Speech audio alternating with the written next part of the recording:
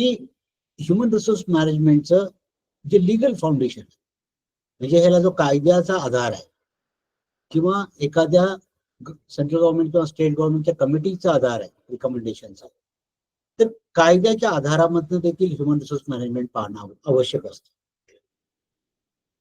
तुम्ही जेव्हा व्यक्तिगतरित्या ऑफिसमध्ये काम करत असता, संस्थेमध्ये काम करता, कोऑपरेटिव्ह सोसायटी ही देखील एक रजिस्टर्ड बॉडी आहे आणि ती आपल्यामध्ये एक आयडेंटिटी पण आहे.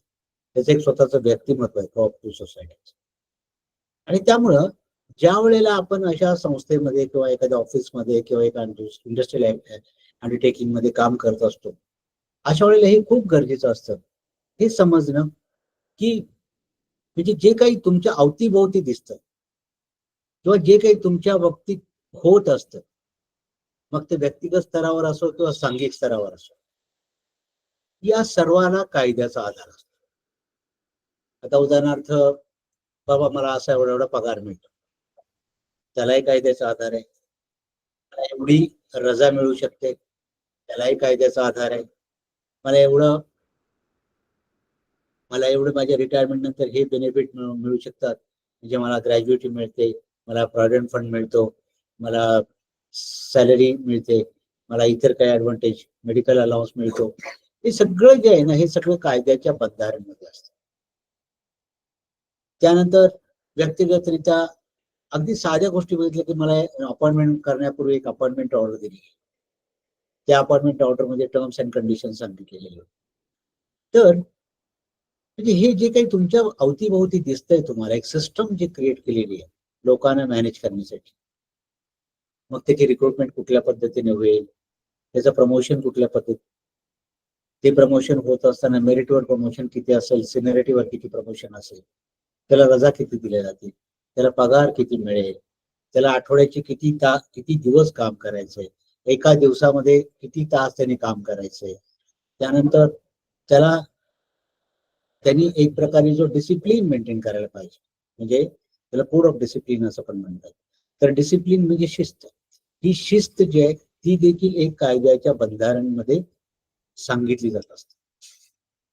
त्याचबरोबर आता हे जे आहे कायद्याची शिस्त असेल किंवा त्याचे काही ग्रीव्हन्सेस असतील, म्हणजे बाबा त्याला आत्म वाटतं की इथं माझा अन्याय होतो, तर हे जे त्याचे ग्रीव्हन्सेस असतील त्याचं निराकरण कसं करायचं हे देखील कायद्याच्या याच्यामध्ये.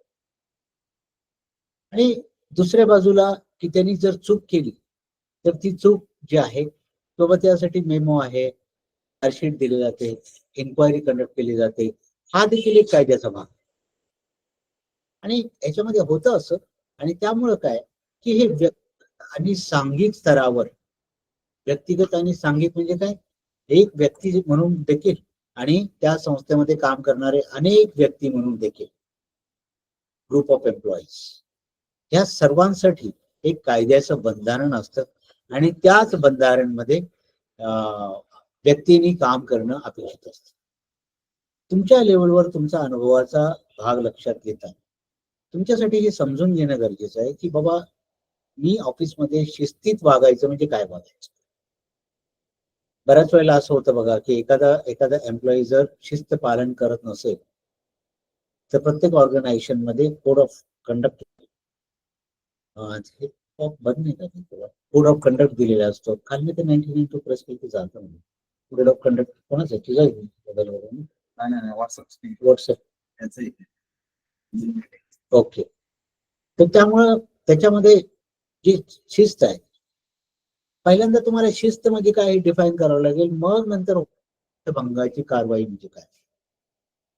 आणि त्यामुळं अचानक शिस्तभंगाची कारवाई झाली असं जे आपण ऐकतो ते तसं नसतं. शिस्त म्हणजे काय हे डिफाईन केलं जातं, कोड ऑफ डिसिप्लिन क्रिएट केला जातो, कोड ऑफ कंडक्ट सांगितला जातो. Code of discipline, code of conduct म्हणजे नॅचरली की तुम्ही ऑफिसमध्ये कशा पद्धतीने कंडक्ट करायला हवा, त्याचा काही भाग तुमच्या जॉब डिस्क्रिप्शन मध्ये किंवा तुमच्या अपॉइंटमेंट ऑर्डर मध्ये लिहिलं असतं.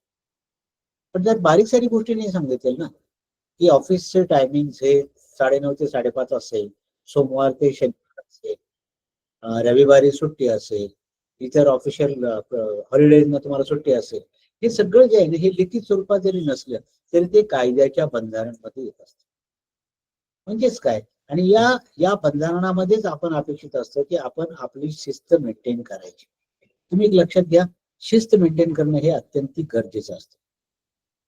आणि शिस्त मेंटेन करत असताना वैयक्तिक आणि सांघिक असं होऊ शकत नाही की आपण अचानक म्हणायचं की आमच्या ब्रांचमध्ये किंवा आमच्या ऑफिसमध्ये एक 10 लोकांना असं वाटलं की आपल्यावर अन्याय होतोय म्हणून सडनली त्यांनी काम बंद करायचं किंवा त्यांनी घेराव करायचा किंवा स्ट्राईक करायचा. असं कायद्यामध्ये तरतुदी नसतात. असं केलं की शिस्तभंगाची कारवाई होते, व्यक्तीला पण आणि इतरांना पण. आणि त्यामुळं जे काही आपण करतो आहोत ऑफिसमध्ये, जे काही आपण आपल्या संस्थेमध्ये काम करतो आहोत, त्याला ही जी कायद्याची बंधारण आहे की तुमच्या वागणुकीविषयी, की तुमच्या काम करण्याच्या पद्धतीविषयी, कामामध्ये चुका केल्या तर त्याविषयीची, किंवा तुम्हाला मिळणाऱ्या बेनिफिट विषयीची, तुम्हाला तुम्हाला जर ग्रीव्हेन्सेस असतील, म्हणजे आतनं काहीतरी तुम्हाला वाटतं की हा अन्याय माझ्यावर होतोय, तर ग्रीव्हेन्स सेटलमेंट हा देखील एक भाग येतो, की व्यक्तिगतरित्या असू शकतो तो किंवा सांघिकरित्या असू शकतो. हा एक म्हणजे सर्व एम्प्लॉईच्या दृष्टिकोन. याबरोबरच एक अजून एक महत्वाचा भाग येतो की ज्याला वर्कर्स पार्टिसिपेशन इन मॅनेजमेंट. हे सगळं जे मी तुम्हाला आधी सांगितलं ते इंडस्ट्रियल रिलेशन्स मध्ये येतं. आणि या इंडस्ट्रियल रिलेशनच्या अनुषंगिक असे इतरही कायदे आहेत. सॅलरी अँड वेजेस रिलेटेड कायदेच आहे, इंडस्ट्रियल रिलेशन्स ऍक्ट आहे, इंडस्ट्रियल डिस्प्यूट ऍक्ट आहे, ग्रीव्हेन्स रेड्रेसल मेकॅनिझम आहे, वर्कर्स पार्टिसिपेशन आहे. तर हे सगळे जे आहेत ना, हे जे तुमच्या सिलेबस मध्ये तुम्हाला टॉपिक दिसतात, हे काय आहे बेसिकली, तर ही एक कायद्याची बंधारण. आणि हे सोप्या पद्धतीने जर समजून घ्यायचं तर याचा अर्थ काय होतो की व्यक्ती म्हणून जो मला डिसिप्लिन मेंटेन करायचा आहे, व्यक्ती म्हणून माझे ग्रीव्हेन्सेस मला कम्युनिकेट करायचे. आता हे ग्रीव्हेन्सेस असू शकतात कामामधनं निर्माण होणारेच ग्रीव्हेन्सेस तिथे लागतात. व्यक्तिगत ग्रीव्हेन्सेस हे काही प्रमाणात येऊ शकतात. ते उदाहरणार्थ तुम्हाला एखादी ट्रान्सफर हवी, तर ते कुठेही बार नाहीये की तुम्ही रिक्वेस्ट ट्रान्सफर ही तुमच्या ऑफिसरकडे द्यावी. हे तुम्ही कधीही देऊ शकता, असं काही बंधन नसतं, कधीही देऊ शकता. पण त्याच्यामध्ये मग तुम्ही काही पर्सनल बाबी लिहिलेल्या असतील तर त्या देखील एक रिक्वेस्ट फॉर्म मध्ये कन्सिडर केल्या जाऊ शकतात, परंतु त्याचं एक ज्युडिशियस रिझन बघितलं आणि बघितलं जातं की हे योग्य आहे. मेन हे बघितलं जाणार की तुम्ही जे काम इथं करताय आणि ज्या ठिकाणी तुम्हाला बदली करायची तिथं ते काम अवेलेबल आहे का, आणि त्यानुसार मग निर्णय घेतला. तर म्हणजे काय की जे ग्रीव्हेन्सेस आहे, आपल्याला जे वाटत असतं की हे मला, हा माझं दुःख आहे, माझं हे मला व्यक्त करायचं, आणि ते मोनली कामाच्या संदर्भात असावं लागतं. असं जे व्यक्तिगत किंवा सांघिक रूप मध्ये करायचं असतं, हा देखील एक कायद्याचाच भाग असतो. त्यानंतर की इंडिव्हिज्युअल पद्धतीने नाही, परंतु सांघिक पद्धतीने ज्या ज्या गोष्टी तुम्हाला संस्थेकडनं अपेक्षित आहे आणि संस्थेला तुमच्याकडनं अपेक्षित आहे, तर ह्याच्यासाठी एक प्रकारे निगोशिएशन करणं, कलेक्टिव्ह बार्गेनिंग करणं. आता उदाहरणार्थ बऱ्याच वेळेला असं होतं ना की आपण समजा पगार वाढ व्हायची 3 वर्षानंतर, ती पगार वाढ झालेली नाही, तर आपली जी युनियन आणि इंटरनल एम्प्लॉईज असतात ते बसून मॅनेजमेंट बरोबर रिक्वेस्ट करतात. मग त्याच्या 1, 2, 3 राऊंड डिस्कशन होतं. तर हे जे चाललंय ते काय आहे, निगोशिएशन. आणि हे निगोशिएशन ज्या वेळेला एका अग्रीमेंट मध्ये बदलतं, मेमोरंडम ऑफ अग्रीमेंट मध्ये बदलतं, त्यावेळेला ते इंडस्ट्रियल रिलेशनशिपचा ऍक्टचा भाग बनतो. तर पहिला भाग कुठला, निगोशिएशन. तर ही निगोशिएशनला दुसऱ्या भाषेमध्ये निगोशिएशन हे म्हणतात, त्याला कलेक्टिव्ह बार्गेनिंग. कलेक्टिव्ह बार्गेनिंग म्हणजे एकत्रितरित्या निगोशिएट करणं, आणि ऍड ऑन जर काही आपल्याला बेनिफिट हवे असेल तर ते पण त्याच्यामध्ये, याला कलेक्टिव्ह बार्गेनिंग. जसं मी तुम्हाला सांगितलं की निगोशिएशन युजली म्हणजे मेजॉरिटी ऑफ द एम्प्लॉई साठी असतं, निगोशिएशन पण, कलेक्टिव्ह बार्गेनिंग पण. पण हा जो प्रयास आहे की जे आपण निगोशिएट करतो संस्थेबरोबर सांघिक पद्धतीने, जे आपण संस्थेबरोबर एक कलेक्टिव्ह बार्गेनिंग करतो की या ऍस्पेक्टवर आमची कलेक्टिव्ह बार्गेनिंग हवी आहे, याच्याविषयी जे आपण संस्थेबरोबर बोलणी करतो युनियनच्या माध्यमातून, असोसिएशनच्या माध्यमातून, हे सगळं ग्रीव्हन्सेस रिड्रेसल सिस्टम मध्ये आणि कलेक्टिव्ह बार्गेनिंग मध्ये. पण एक लक्षात घ्या, ह्याच्यामध्ये पण कायद्याचा अधिकार आहे, हे सगळं कायद्यामध्ये मेन्शन केलेलं आहे. कलेक्टिव्ह बार्गेनिंग असेल, हे असेल. अजून एक तुम्हाला नेहमी प्रश्न पडत असेल, असं का आहे की कोऑपरेटिव्ह सोसायटी, मग तुमची बँक असो किंवा इतर कुठलीही सोसायटी असो, त्याचं जे बोर्ड ऑफ डायरेक्टर्स असतात, या बोर्ड ऑफ डायरेक्टर्सवर एम्प्लॉईचे रिप्रेझेंटेटिव्ह असतात.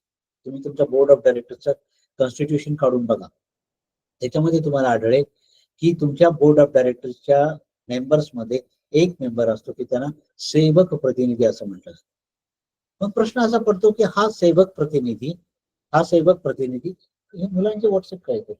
व्हॉट्सअप नाही, आपली मीटिंग चालू आहे, मीटिंगच्या नोटिफिकेशन त्यांना चालले काही. तर हे जे आपल्या बोर्ड ऑफ डायरेक्टर्स मध्ये जे एक सेवक प्रतिनिधी, हा सेवक प्रतिनिधी कुठनं आला? तर हे तुम्ही म्हणाल की सर हे सहकारी कायद्यामध्ये लिहिलेलं आहे, बोर्ड कॉन्स्टिट्यूशन मध्ये एक सेवक प्रतिनिधी असायला हवा म्हणून आमचा सेवक प्रतिनिधी. पण हे सहकारी कायद्यामध्ये येण्या अगोदर हे सगळे इंडस्ट्रियल रिलेशन ऍक्ट मध्ये असते आणि त्यामुळं तिथं ती प्रोव्हिजन केलेली असते.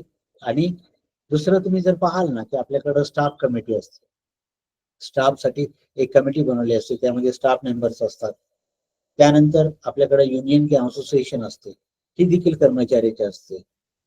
किंवा आपल्याकडं टीम फॉर्म मध्ये काम करा असं म्हणतात. आपल्याकडे हे डेलिगेशन ऑफ ऑथॉरिटी हे व्यक्तीला दिलं जातं, पण काही वेळेला ग्रुपला पण दिलं जाऊ शकतं. ह्याचा अर्थ काय?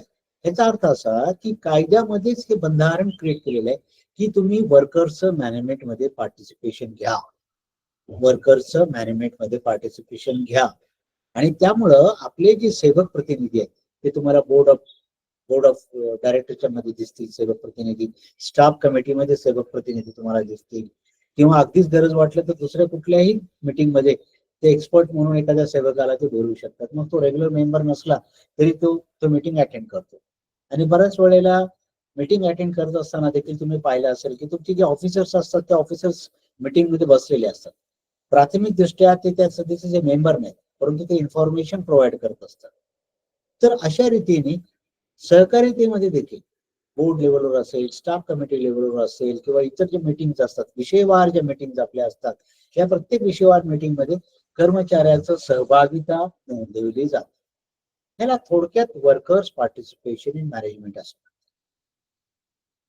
मग आजच्या क्लासमध्ये ही जी कायद्याची बंधारण आहे ती आपण समजून घेऊया. बऱ्याच वेळेला काय होत असतं की आपल्याला व्यक्तिगत स्तरावर जर त्रास व्हायला लागला संस्थेमध्ये काम करताना, तर आपल्याला समजत नाही की सर मी ह्याच्यामध्ये काय करू. आता उदाहरणार्थ तुम्हाला जिथं अपेक्षित नाही तिथे ट्रान्सफर झालेली आहे आणि 4-5 वर्ष तुम्ही तिथे काम करताय, तुम्हाला वाटतं की योग्य ठिकाणी मला ट्रान्सफर मिळेल, तर तुम्ही ती ट्रान्सफरचा रिक्वेस्ट ऍप्लिकेशन करता. आता जसं मी तुम्हाला सांगितलं, रिक्वेस्ट ऍप्लिकेशन तुम्ही कधीही देऊ शकता, बंधन नाही. कारण काय की एम्प्लॉईचे कुठलेही रिक्वेस्ट असतील तर ह्या रिक्वेस्ट कार्यालयीन कामकाजाच्या बाबतीत रिक्वेस्ट करायचा त्याला कायमच अधिकार असतो, पण रिटर्न स्वरूपात अंडर सिग्नेचर स्वतःची सही करून हा त्याला अधिकार असतो.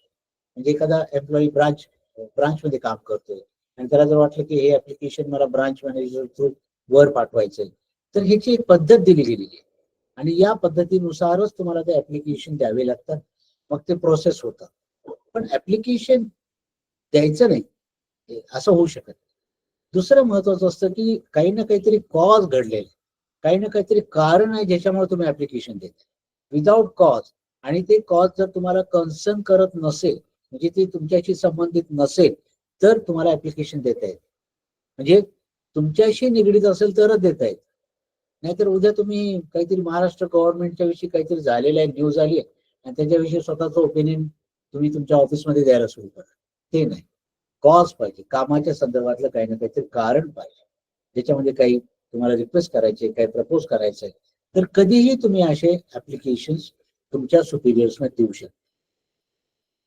जिथं डिसिप्लिन येतो तिथं महत्वाचं काय की तुम्ही रिक्वेस्ट करणं ऑफिसर्सना आणि मग त्या अनुषंगाने त्यांच्याशी बोलणं, हे एक मेथड आहे आणि या मेथड नुसारच करावं लागतं. आणि त्याच्या चेन मध्ये जे जे लोक आहेत, वॉज इमिडिएट ऑफिसर, त्याच्यानंतरचा ऑफिसर, त्याच्यानंतरचा ऑफिसर, त्याच्यानंतरचा ऑफिसर, ही चेन फॉलो करावी लागते. ही चेन नाही फॉलो केली तर कारवाई होऊ शकते. उदाहरणार्थ एखादी बाब असे असू शकेल की तुम्ही तुमच्या ऑफिसच्या नजरेत आणली नाही आणि डायरेक्टली तुम्ही बोर्ड ऑफ डायरेक्टर पर्यंत किंवा एखाद्या बाहेरच्या पॉलिटिकल लीडर पर्यंत तुम्ही ती बाब पोहोचवताय. अशा वेळेला असं होतं की तुम्ही इनडिसिप्लिन दाखवली, शिस्त दाखवली नाही आणि त्या केसमध्ये शिस्तभंगाची कारवाई केली जाऊ शकते. त्या शिस्तभंगाच्या कारवाईमध्ये फार काही जरी पनिश नाही करता आलं तर दुसऱ्यांदा अशी चूक करू नका हे इंडिकेट केलं जाऊ शकतं. मित्र, तुम्ही म्हणाल की सर एवढे बंधनं का? हे बंधनं यासाठी आहेत की तुम्ही कुठंतरी काम करता आणि त्या कामाचा संबंध फक्त संस्थेबरोबर येतो असा नाही, तर बाहेरच्या जगाशी त्याचा संबंध आहे.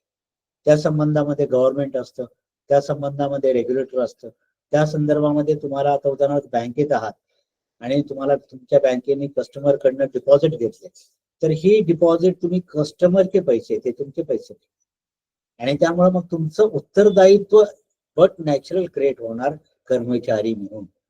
आणि त्यामुळे तुम्ही कर्मचारी म्हणून स्वतःच जी वागणूक आहे, स्वतःचा जो कंडक्ट आहे, एक डिसिप्लिन आहे, तो नेहमी मॅनेज करणं गरजेचं असतं. आणि हे मॅनेज करत असताना व्यक्तिगत स्तरावर देखील आणि सांघिक स्तरावर दोन्हीकडेही लागू होतं. व्यक्तिगत स्तरावर देखील आणि सांघिक स्तरावर.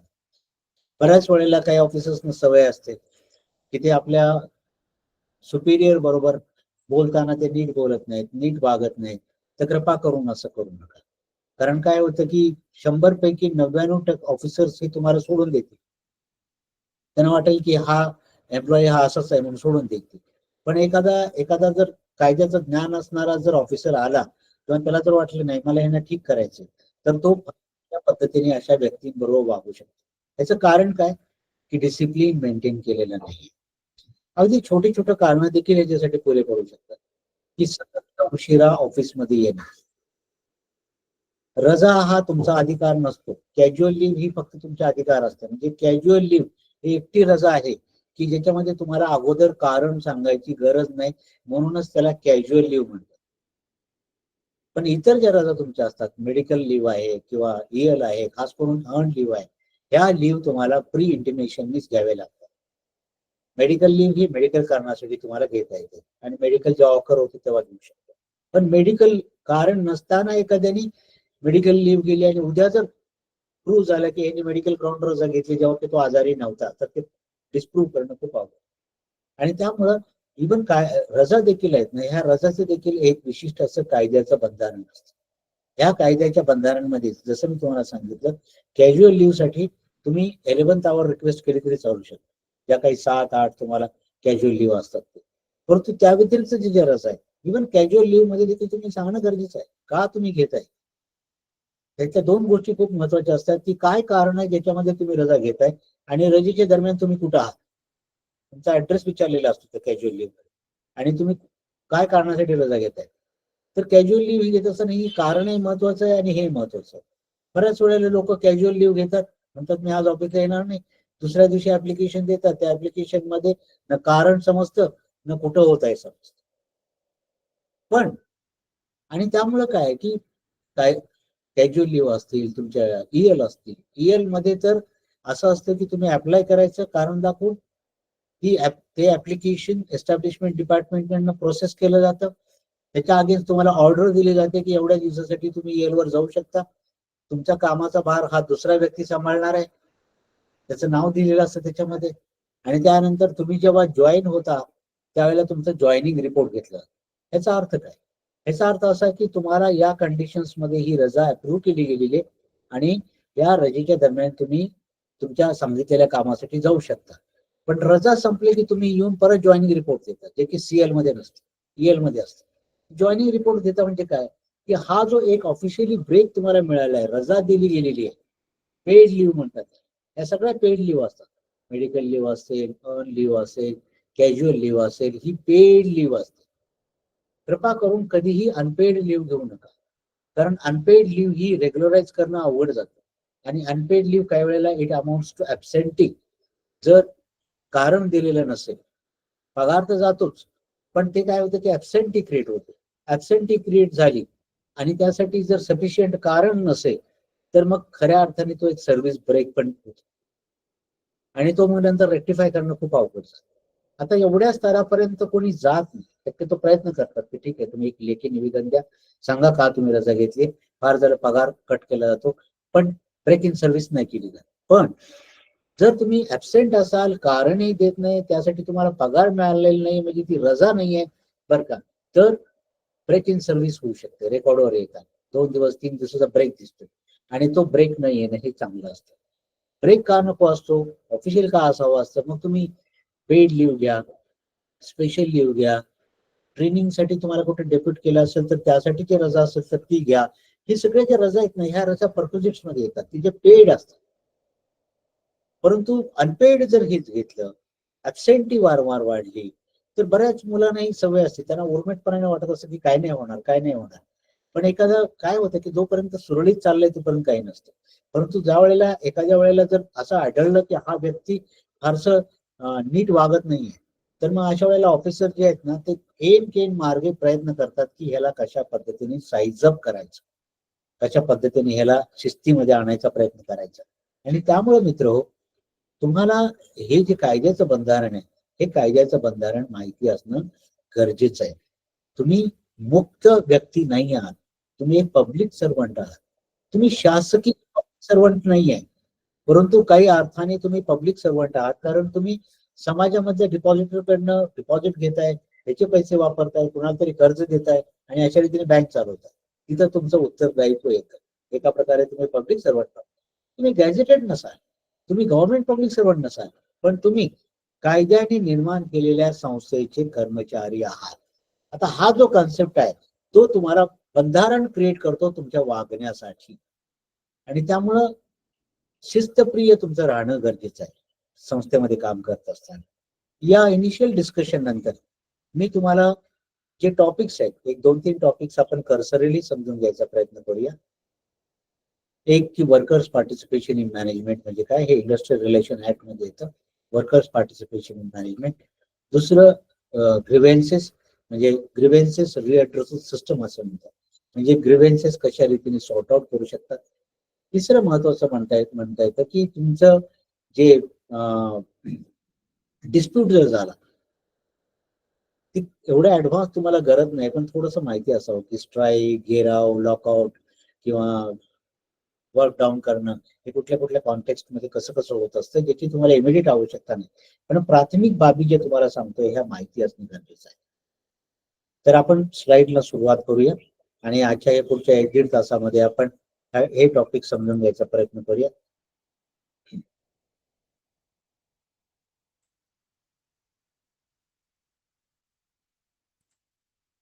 जर जायचं असेल तर तू थोडं गणेशला सांगतो. सर म्हणाले की तुम्ही बिझी आहे म्हणून. पहिला इंडस्ट्रियल म्हणून आणि हा, इंडस्ट्रियल रिलेशनशिप मॅनेजमेंट नाही बोलायचं, ग्रीव्हेन्सेस रिलेटेड. ओके, नाही हे नाही. तर मित्र, आपण जे मी टॉपिक्स तुम्हाला चर्चा केली, हे मी परत माझ्या इंट्रोडक्टरी टॉक मधनं तुम्हाला सर्वांना ही रिक्वेस्ट करतोय. इनडिसिप्लिन्ड, अनऑर्गनाइज्ड, नॉन पंक्च्युअल आणि कायद्याचं नॉलेज नाहीये म्हणून बेफाम पद्धतीने वागणं असं करू नका, कारण तुम्ही शेवटी सेवक आहात आणि प्रत्येक गोष्टीसाठी कायद्याची बंधारण डिसाईड केलेली ज्याच्यामध्ये तुम्हाला काम करावं लागतं. तर आता आपण वर्कर्स पार्टिसिपेशन इन मॅनेजमेंट म्हणजे काय पाहूया. जसं मी तुम्हाला सांगितलं की हे वर्कर्स पार्टिसिपेशन जे आहे ते वर्कर्स पार्टिसिपेशन जे आहे ते, किंवा मी फोन करेन, वर्कर्स पार्टिसिपेशन जे आहे ते वर्कर्स पार्टिसिपेशन हे जे कायद्यामध्ये सांगितले बऱ्यापैकी आपण कोऑपरेटिव्ह मध्ये फॉलो करतो. जसं मी मगा तुम्हाला सांगितलं की सहकारितेमध्ये आपले सेवक प्रतिनिधी असतात बोर्ड ऑफ डायरेक्टर्स मध्ये, सहकारितेमध्ये आपले सेवक समिती असते, सेवक समिती, स्टाफ कमिटी ज्याला आपण म्हणतो, त्या कमिटीमध्ये आपलं रिप्रेझेंटेशन असतं, किंवा विशिष्ट अशा सब कमिटीज मध्ये देखील सेवकांचं इन्व्हॉल्वमेंट असते. फक्त ते त्या कामाचे निपुण असतात म्हणून त्याच्यामध्ये इन्व्हॉल्वमेंट केली जात असते. तर हे थोडक्यात वर्कर्स पार्टिसिपेशन आहे. वर्कर्स पार्टिसिपेशन, तर हे जे वर्कर्स पार्टिसिपेशन आहे ते हे असू शकतं डिसिजन मेकिंग मध्ये, मॅनेजमेंट मध्ये आणि गव्हर्नन्स मध्ये. मॅनेजमेंट मध्ये आपल्या बोर्ड ऑफ डायरेक्टर पैकी ते असतात, स्टाफ कमिटीवर असतात, गव्हर्नन्स ऑलमोस्ट सिमिलर, पण हा जरा ब्रॉड वर्क आहे, आणि डिसिजन मेकिंग तर होत असते. अशामध्ये वर्कर्स पार्टिसिपेशन घेतलं जात असतं. त्यानंतर म्हणजे लोक जी कामं करत असतात, जे ऑफिसमध्ये लोक काम करत असतात, त्यांच्या ज्या वैयक्तिक किंवा सामूहिक अडचणी आहेत ह्या समजून घेणं अपेक्षित असतं वर्कर्स पार्टिसिपेशन मध्ये. आणि त्यामुळं कर्मचाऱ्यांना एक प्रकारचा त्यांचा व्हॉइस क्रिएट होतो, म्हणजे त्यांना जे म्हणायचंय ते त्यांना तिथे ते बोलू शकतात. आणि त्यामुळं एम्प्लॉयर वर्कर्सचा जो व्हॉइस आहे तो, किंवा त्याची व्हॉइस आहे तो ऐकला गेला जातो. त्यामुळे त्याची एक ओनरशिप किंवा रिस्पॉन्सिबिलिटी वाढते. कारण एक लक्षात घ्या की कर्मचारी देखील एक महत्वाचा स्टेक होल्डर आहे संस्था चालवण्यासाठी, त्यामुळे त्याचं पार्टिसिपेशन हे खूप महत्वाचं असतं. ओके, तो optional emotional involvement in a group. Okay, तर म्हणजे शेवटी असं आहे की संस्था म्हटलं की संस्थेचे कर्मचारी आले, ते स्टेक होल्डर आहेत, ते पण प्रयत्न करणार की माझी संस्था ही व्यवस्थित चालायला हवी, ती वृद्धिंगत व्हायला हवी. पण हे कधी होईल जर त्यांना तो रिस्पॉन्सिबिलिटी दिली, त्यांना तो एक चान्स दिला गेला to participate in the management, तरच ते होऊ शकेल. नाहीतर मग काय आहे, युजली इंडस्ट्रीयल जे ऑर्गनायझेशन असतात त्याच्यामध्ये लेबर हा मशीनच्या सोबत काम करत असतो, त्याची फारशी इन्व्हॉल्वमेंट आहे. तिथं देखील कायद्यामध्ये प्रोव्हिजन्स आहेत की वर्कर्स कमिट्या बनवा, हे करा. पण अल्टिमेटली हा जो घटक काम करतोय आणि दुसरा घटक असतो की टॉप मॅनेजमेंट, ज्याला वर्कर्सच्या फ्लोअरवर काय चाललंय हे पाहायचं माहिती नसतं. तर अशा वेळेला सांघिक जे निर्णय घ्यायचे असतात त्याच्यामध्ये जर ते त्यांची इन्व्हॉल्वमेंट घेतली तर त्याला वर्कर्स पार्टिसिपेशन असं म्हणतात. ओके, आणि त्यामुळं बट नॅचरल की त्यांना स्वतःचा एक इम्पॉर्टन्स आहे असं वाटायला लागतं. ते कन्सेप्ट ऑफ वर्कर्स पार्टिसिपेशन हे जसं मी तुम्हाला म्हणालो की ऍक्टिव्ह स्टेक होल्डर्स आहेत ते. संस्थेचं हित, संस्था जर ग्रोथ केली तर वर्कर्सना प्रोटेक्शन मिळणार आहे, पण संस्था जर प्रॉब्लेम मध्ये यायला लागली तर वर्कर्सच पहिले प्रॉब्लेम मध्ये येत असतात. आणि त्यामुळं त्यांचं हे जे महत्वाचं असतं त्याच्याकडे जे नॉलेज आहे, स्किल आहे, प्रॉस्पेक्टिव्ह आहेत, हे समजून घेण्यासाठी. आता जसं मी तुम्हाला सांगितलं, बोर्ड ऑफ डायरेक्टर्स मध्ये जे सेवक प्रतिनिधी आहेत, ते सेवक प्रतिनिधी सेवकाच्या रिलेटेड जे इश्यूज असतील त्याच्याविषयी निश्चित बोलतील ते, आणि बोलायला हवं. आणि त्यामुळं तिथं जे त्यांचं नॉलेज, स्किल आहे, पर्स्पेक्टिव्ह आहेत, तिथे हे करू शकतात. त्यानंतर वर्करची इन्व्हॉल्वमेंट त्यामध्ये घेऊ शकते. त्यानंतर डिसिजन मेकिंग मध्ये त्यांना पार्टिसिपेट करता येतं. त्यानंतर त्यांचं बट नॅचरल आहे, मेंटली ते इन्व्हॉल्व राहतात आणि फिजिकल हेल्थ पण त्यांची व्यवस्थित राहू शकते. आणि जे असोसिएशन त्यांची असते ती त्याच्यामध्ये इन्व्हॉल्व होत असते. तर थोडक्यात काय, वर्कर्स तो जो काम करतो त्याच्यामध्ये हिस्सेदारी, ते काम पूर्ण करण्यासाठी जी व्यवस्थापन रिलेटेड जे डिसिजन मेकिंग आहे त्याच्यामध्ये त्याचं पार्टिसिपेशन, मॅनेजमेंटच्या डिसिजन मेकिंग मध्ये त्याचं पार्टिसिपेशन, ऑर्गनायझेशन लेवलवर देखील हे प्रत्येक ठिकाणी ते पार्टिसिपेशन इन्व्हॉल्व केलं जावं, हे असं कन्सेप्ट हा वर्कर पार्टिसिपेशन आहे. तर हे ऍक्च्युली काय आहे की हे बरंच हिस्टॉरिकल असे कॉन्टेक्स्ट आहे. ओके, की ज्याच्यामध्ये, कारण पूर्वी काय होतं की ज्या वेळेला इंडस्ट्रियलायझेशन प्रोसेस सुरू झाली तेव्हा त्याच्या अगोदर जेव्हा सगळं काही लेबर ओरिएंटेड होतं, तर लेबर ओरिएंटेड ज्या वेळेला होतं त्यावेळेला लेबर हा एक उत्पादनाचा घटक समजला जात होता. त्याच्यानंतर जेव्हा इंडस्ट्रियल रिव्हॉल्युशन झालं, मशीन्स आल्या, काही प्रमाणात ह्युमन त्याला सपोर्ट दिला गेला, तर अशा वेळेला हळूहळू हे लक्षात घ्यायला लागलं. आणि खास करून जेव्हा ऑर्गनायझेशनचं हे वाढते, ऑर्गनायझेशनचा स्कोप वाढतो, म्हणजे एका राज्यामधनं 2 राज्य, एका नंतर देश पातळीवर, मग आंतरदेशीय असे जेव्हा स्वरूप यायला लागतं त्यावेळेला त्यावेळेला वर्कर्स पार्टिसिपेशन इन मॅनेजमेंट हे गरजेचं बनतं. आणि मग कुठले एरियाज आहेत, वर्कर पार्टिसिपेशनची जी इफिशियन्सी वाढते ती बेसिकली डिसिजन मेकिंग एरियामध्ये वाढते. ती वाढते एंगेजमेंट, आणि त्यांना मोटिवेशन मिळतं की आपल्याला पार्टिसिपेट करून घेतलेलं आहे त्यामुळे ते मोटिवेट होतात. त्यांना जॉब सॅटिस्फॅक्शन मिळतं. त्यांना कन्फ्लिक्ट रिझोल्युशनसाठी हे खूप महत्वाचं असतं. इथे जे कन्फ्लिक्ट रिझोल्युशन दिले ना, कन्फ्लिक्ट रिझोल्युशन ज्याचा अर्थ असतो, ज्या वेळेला तुम्ही एम्प्लॉईजना, सेवकांना तुमच्या डिसिजन मेकिंग प्रोसेसमध्ये इन्व्हॉल्व करून घेता, संस्थेमध्ये निर्णय प्रक्रियेमध्ये समजावून घेता, काम एक्झिक्यूट करताना देखील त्यांना करून घेता, कारण ते ऍक्च्युली काम करत असतात. अशा प्रक्रियेमध्ये जेव्हा येतात तर त्या संदर्भात जर काही कन्फ्लिक्ट क्रिएट झाली तर हे कन्फ्लिक्ट सॉल्व्ह करण्यासाठी देखील वर्कर्सचं पार्टिसिपेशन महत्वाचं आहे. बट नंतर ओनरशिप जे आपण देत असतो ना वर्करना पार्टिसिपेट करून, त्यामुळे त्या कामाची क्वालिटी आणि त्याचे त्याचे कामाची क्वालिटी देखील वृद्धिंगत व्हायला मदत होते. तर वर्कर्स पार्टिसिपेशनचे जे भाग आहेत, जे कायद्यामध्ये ते आपण बघूया. आपण मग मी तुम्हाला सांगितलं की सहकारी संस्थांमध्ये वर्कर्स पार्टिसिपेशन इन मॅनेजमेंट हे फार जुनी कन्सेप्ट आहे. आणि त्यामुळे जसं मी सांगितलं, बोर्ड ऑफ डायरेक्टर्स मध्ये आपले प्रतिनिधी असतात, सेवक प्रतिनिधी, स्टाफ कमिटी असते, इतर सब कमिटीज मध्ये देखील सेवक प्रतिनिधी घेतले जातात. तर हे जे आहे हे हे नॉर्मल कल्चर आहे कोऑपरेटिव्हचं. आणि यासाठी आहे की आपल्या सहकार्यतेमध्ये काय माहिती का, प्रत्येक घटक हा स्टेक होल्डर समजला जातो. त्या संस्थेचा सदस्य हा स्टेक होल्डर असतो, एम्प्लॉई स्टेक होल्डर असतो, board of directors stakeholder असतात, काही प्रमाणामध्ये सप्लायर म्हणजे परत आपले मेंबर जे रॉ मटेरियल देतात ते हे असतात, गव्हर्नमेंट स्टेक होल्डर असतात. तर प्रत्येक जण याच्यामध्ये इच्छुक असतं, कारण हे बेसिकली सामान्य लोकांसाठी बनवल्या गेलेल्या, त्यांच्या आर्थिक उन्नती करण्यासाठी बनवल्या गेलेल्या संस्था आहेत. पण हे जे वर्कर्स पार्टिसिपेशन कायद्याच्या दृष्टिकोनातून जर बघायला गेलं, ओके, तर कलेक्टिव्ह बार्गेनिंग म्हणजे एकत्रितरित्या जर असे काही इश्यूज असू शकतात कामाच्या संदर्भातले, की उदाहरणार्थ पगार आहे, पगारचं रिव्हिजन आहे, किंवा कामाचे वर्किंग आवर्स आहेत, किंवा काम करण्याच्या पद्धती आहेत, किंवा related transfers and all that, हे असं जे आहे असे जे विषय येतात ते युजली कलेक्टिव्ह बार्गेनिंग मध्ये येतात. मोस्टली जास्त याच्यामध्ये पगाराच्या संदर्भात जास्त असतं. पगार वाढवायचा तर मॅनेजमेंट म्हणतं की प्रोडक्शन वाढवा, तर मग हे डिसाईड करावं लागतं की किती प्रोडक्शन वाढेल आणि किती पगार वाढेल. त्यासाठी एकत्रितरित्या जेव्हा सेवक प्रयत्न करत असतात तेव्हा त्याला कलेक्टिव्ह बार्गेनिंग असं म्हणतात,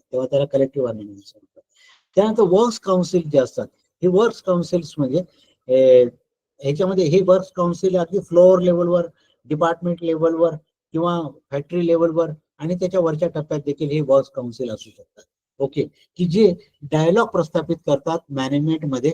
ओके, आणि जे ऑर्गनायझेशन डिसिजन्स असतात ते करण्यासाठी हे वर्क्स काउन्सिल जे आहेत ना, हे थोडस जिथं से अबाउट 500 एम्प्लॉईज पेक्षा जास्त जो लोक जर त्या इंडस्ट्रीमध्ये काम करत असतील तर काउन्सिल हा कन्सेप्ट येतो, कारण तिथं कलेक्टिव्ह बार्गेनिंग करणं अवघड जातं एवढ्या लोकांबरोबर.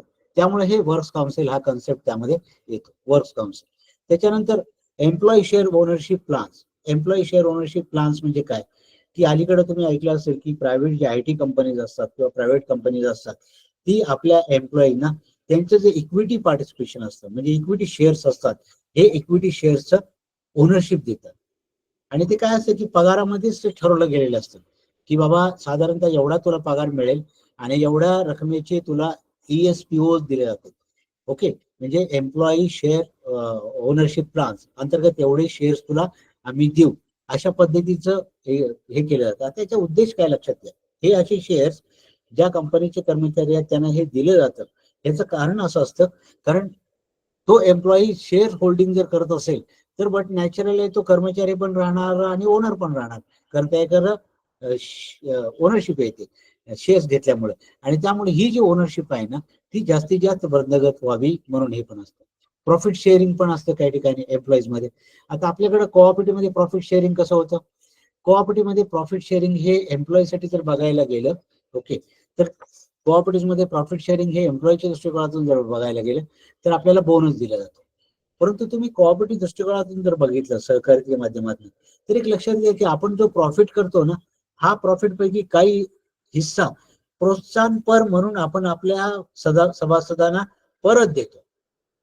म्हणजे आता उदाहरणार्थ दुधाची एक विशिष्ट अशी प्राइस आहे की गायचं एवढं SNF कंटेंट, एवढं फॅट कंटेंटचं दूध मी घेतोय, तर त्यासाठी एवढं किंमत, दुधाचं म्हशीचं एवढं फॅट कंटेंट, एवढं SNF कंटेंट म्हणून एवढी किंमत, ती किंमत आपण फार्मरना देतो. परंतु वर्षाच्या शेवटी जो प्रॉफिट आपण जनरेट करतो त्यातलाही काही शेअर आपण प्रोत्साहनपर कर्मचाऱ्यांना, आपल्या सभासदांना देत असतो. तर हे ऍक्च्युली एक प्रकारचं प्रॉफिट शेअरिंग आहे की ज्याला डिफरन्स म्हणून आपण प्रयोग करतो किंवा प्रेफरन्स म्हणून आपण त्यामध्ये देतो.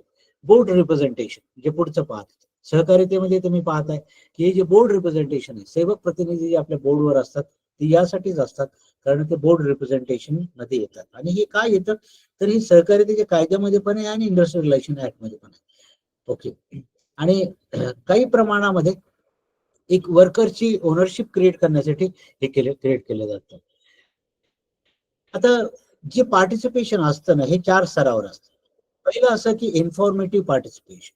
इन्फॉर्मेटिव्ह पार्टिसिपेशनचा अर्थ असा की जे इन्फॉर्मेशन आपण वर्करना देतो, इन्फॉर्मेटिव्ह पार्टिसिपेशन जे देतो. आता उदाहरणार्थ की बाबा रजेविषयीचे क्लॉज आहे, सॅलरी विषयीचं आपण जे इन्फॉर्मेशन आपल्या पॉलिसीमध्ये देतो, रिक्रुटमेंट कशी होईल देतो, किंवा किती दिवस तुम्हाला काम करायला पाहिजे, किती तास काम करायला पाहिजे, सुट्ट्या कधी असतील, किती रजा तुम्हाला मिळतील. ओके, किंवा की आपल्या संस्थेचे असे फायनान्शियल रिझल्ट आहेत की एवढं उत्पादन आपल्या संस्थेचं झालेलं आहे. हे अशी जी इन्फॉर्मेशन वर्कर पर्यंत पोहोचवली जाते त्याला इन्फॉर्मेटिव्ह पार्टिसिपेशन म्हणतात. म्हणजे संस्थेमधला तो एक महत्वाचा घटक असेल म्हणून इम्पॉर्टंट गोष्टीवर की जे त्या कर्मचाऱ्याच्या हिताच्या आहेत, व्यक्तिगत आणि सामूहिक, या सर्व इन्फॉर्मेशन त्यांना द्यायचा प्रयत्न केला जातो. त्याला इन्फॉर्मेटिव्ह पार्टिसिपेशन म्हणतात. कन्सल्टेटिव्ह पार्टिसिपेशन म्हणजे की डिसिजन वर्कर घेणार नाहीत, परंतु वर्कर बरोबर कन्सल्टेशनची प्रोसेस केली जाते. आपल्याकडे हे देखील खूप मोठ्या प्रमाणावर होते, कारण काय, आपल्याकडे committee form of decision making आहे कोऑपरेटिव्हमध्ये बोर्ड ऑफ डायरेक्टर्स असतात, हेड ऑफिस लेवलवर सब कमिटीज असतात, ब्रांच लेवलवर कमिटी असते, रिजनल लेवलवर कमिटीज असतात. तर हे जे आहे ना, हीच मुळात कन्सल्टेटिव्ह प्रोसेस आहे. तर ही जी कन्सल्टेटिव्ह प्रोसेस आहे, ही कन्सल्टेटिव्ह प्रोसेस ही देखील खूप महत्वाची असते. इथं म्हणजे डिसिजन घेतले जात नाही, परंतु कन्सल्टेटिव्ह प्रोसेस असते. असोसिएटिव्ह प्रोसेस म्हणजे की जेव्हा गरज असेल त्यावेळेला कन्सल्टेटिव्ह वरनं तेवढ्या भागापुरतं असोसिएटिव्ह पार्टिसिपेशन एम्प्लॉईचं घेतलं जातं, असोसिएटिव्ह पार्टिसिपेशन. त्याच्यानंतर पुढे जाऊ, ऍडमिनिस्ट्रेटिव्ह पार्टिसिपेशन. हे ऍडमिनिस्ट्रेटिव्ह पार्टिसिपेशन म्हणजे एक्झिक्युशन जेव्हा चालत असतं, ते एक्झिक्युशन साठी एक पार्टिसिपेशन केलं जातं आणि त्यासाठी त्याला पॉवर्स आणि रिस्पॉन्सिबिलिटी देतात.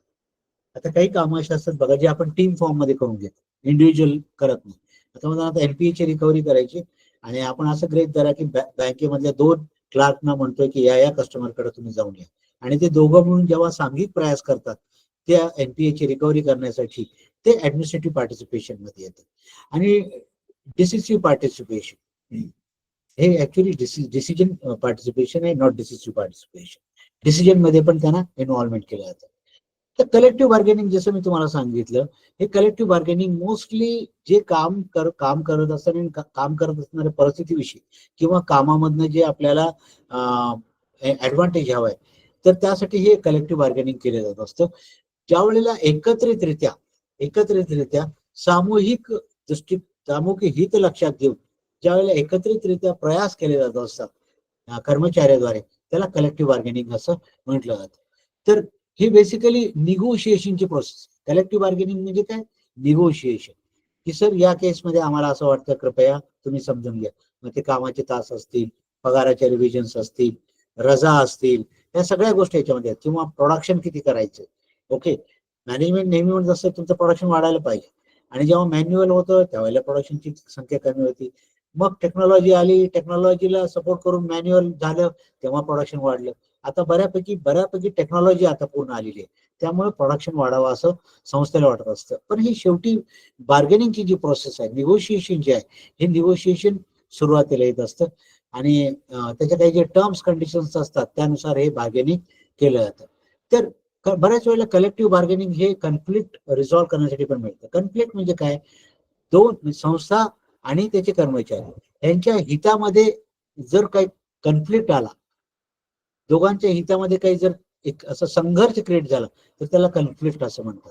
आणि हे रिझॉल्व्ह करण्यासाठी पण महत्वाचं म्हणतं एम्प्लॉयमेंटच्या पॉलिसीज म्हणजे जसं मी तुम्हाला सांगितलं की टर्म्स ऑफ एम्प्लॉयमेंट असतील, टेन्युअर ऑफ एम्प्लॉयमेंट असेल, वेज, सॅलरी किंवा इतर बेनिफिट, मॉनिटरी बेनिफिट ते असतील, कामाचे तास असतील, कामाची परिस्थिती असतील, ट्रान्सफर्स असतील, प्रमोशन्स असतील, हे सगळं काही ना, रिटायरमेंट बेनिफिट्स असतील, हे सगळं एम्प्लॉयमेंट पॉलिसीमध्ये येतं. ते देखील कलेक्टिव्ह बार्गेनिंगनी डिस्कस करता येतं असं. आणि त्याच्यानंतर त्यावेळेला असं असतं की काही विशिष्ट अशा कंडिशन्स क्रिएट व्हायच्या, एस्टॅब्लिश म्युच्युअली ऍक्सेप्टेबल कंडिशन्स, म्हणजे काही कंडिशन दोघे मिळून देखील स्वतःवर लादून घेतात, असंही असू शकतं. ते आता असं गृहीत धरा की संस्था ही छोटी असते, त्यावेळेला लोकांची ट्रान्सफर करणं गरज पडत, पण संस्था जेव्हा वाढते त्यावेळेला ट्रान्सफर करणं गरजेचं बनतं. तर हे ट्रान्सफर हे दोघांनी ऍक्सेप्ट केलेलं मेकॅनिझम असतं, संस्थेच्या कर्मचाऱ्यांनी देखील आणि संस्थेने देखील. आणि त्यामुळे मग संस्थेला तो अधिकार मिळतो की लोकांच्या तर हे ऍक्सेप्टेबल कंडिशन्स आहेत, ते म्युच्युअली डिसाईड करतात. मग त्यासाठी फार झालं कर्मचाऱ्यांची चर्चा करून ट्रान्सफर पॉलिसी बनवते. उदाहरणार्थ संस्था म्हणते की दर 2 वर्षांनी बदली करू, आणि कर्मचारी म्हणतात की नाही, एका एम्प्लॉईला किमान 5 वर्ष तरी एकाने ठेवा किंवा 3 वर्ष ठेवा, वारंवार बदली नका करू. हे जे आहे ना, हे म्युच्युअली ऍक्सेप्टेबल कंडिशन्स असू शकतात. हे बार्गेनिंग पॉवर वाढवते ह्याची. म्हणजे लोक एकत्रितरित्या ज्या वेळेला सांघिकरित्या ऑर्गनायझेशन बरोबर त्यांच्या हिताच्या दृष्टिकोनातून बोलत असते, त्यावेळेला त्यांची बार्गेनिंग वाढत असते. पण काही काही वेळेला हे काउंटर प्रोडक्टिव्ह पण बनतं. काउंटर प्रोडक्टिव्ह म्हणजे काय, काउंटर ऑफर्स असतात, काउंटर प्रोडक्टिव्ह बनू शकतात. जोपर्यंत हे कलेक्टिव्ह बार्गेनिंग ही व्यवस्थित चाललंय, निगोशिएशन ही व्यवस्थित चाललंय, तोपर्यंत काही प्रॉब्लेम नाही. परंतु केवळ कर्मचाऱ्यांची बाजू ही हेकेखोरपणे जर होत असेल तर मग रिझोल्युशन निघणं अवघड जातं. आणि म्हणून हे जे आहे ना, काउंटर प्रोडक्टिव्ह न होऊ देणं महत्वाचं असतं. ओके. आणि ह्याच्यामध्ये सगळे employment matters, mostly employment matters येतात. Wages related, salaries related, salary benefits, leave, रजा, त्यानंतर कामाचे तास, सुट्टीचे दिवस, कामाचं वर्किंग आवर्स, किती वर्किंग आवर्स करायचे, जॉब सिक्युरिटी, किंवा अचानकच कामावरून कमी करू नये म्हणून देखील कलेक्टिव्ह बार्गेनिंग करता येते. आणि ग्रीव्हन्स प्रोसिजर. तर ग्रीव्हन्स हँडलिंग म्हणजे व्यक्तिगतरित्या किंवा सामूहिकरित्या ज्या वेळेला कर्मचाऱ्यांना काही त्याच्या स्वतःच्या अशा अडचणी असतात, ह्या अडचणी मांडण्यासाठी देखील कलेक्टिव्ह बार्गेनिंगचा फायदा होतो. पण इंडिव्हिज्युअल जो आहे आणि जे कलेक्टिव्ह ग्रीव्हन्सेस आहे दोन्हीमध्ये फरक असतो. इंडिव्हिज्युअल ग्रीव्हन्सेस हे तुम्हाला कलेक्टिव्ह बार्गेनिंग मध्ये नाही घेता येत. आता उदाहरणार्थ 100 लोकांमध्ये एका व्यक्तीला ट्रान्सफर हवी तर तो फक्त रिक्वेस्ट ऍप्लिकेशन घेतो, ते त्याचं ग्रीव्हन्स आहे, पण त्याची मेथड वेगळी. पण 100 पैकी 40 लोकांना त्या गोष्टीचा त्रास होतोय, तर हे 40 लोक एकत्रितरित्या ग्रीव्हन्स म्हणून हे करू शकतात, रिक्वेस्ट करू शकतात. ओके. तर याच्यामध्ये मेन कुठले हे असतात, तर एम्प्लॉईज असतात कलेक्टिव्ह बार्गेनिंग मध्ये, एम्प्लॉयर्स असतात, ट्रेड युनियन असते, आणि काही प्रमाणात गव्हर्नमेंट किंवा रेग्युलेटरी बॉडीज पण असतात. तर कलेक्टिव्ह बार्गेनिंग मध्ये एम्प्लॉईज जे आहेत हे त्या संस्थेमध्ये काम करणारे एम्प्लॉईजचं युनियन, ट्रेड युनियन जे आहे ती त्यामध्ये रिप्रेझेंट करत असते, कारण ती बॉडी रिप्रेझेंट करत असते एम्प्लॉईच्या वतीने. त्यानंतर त्याच्यामध्ये जे एम्प्लॉयर्स आहेत हे एम्प्लॉयर्स म्हणजे संस्था. ओके. संस्थेच्या वतीने एम्प्लॉयर म्हणतात त्याला. काही वेळेला एम्प्लॉयर्स असं का म्हणतात, तर काही मुद्दे असे असतात की जे त्याच टाईपच्या ऑर्गनायझेशनशी पण लिंक्ड असतात. तर असं होऊ शकत नाही की पुणे डिस्ट्रिक्ट सेंट्रल कोऑपरेटिव्ह बँकेमध्ये एक स्पेस केलंय आणि ठाणे जिल्हा सहकारी बँकेमध्ये अगदी कमी पगार दिला जातो, असं होऊ शकत नाही. तर थोडा फरक असू शकतो, परंतु साधारणतः पगार हा तेवढा द्यावाच लागतो. कारण हे काय फक्त एकटा पुणे जिल्हा बँक किंवा ठाणे जिल्हा बँक नाही ठरवू शकत, तर एकत्रितरित्या ते ठरवलं जात असतं.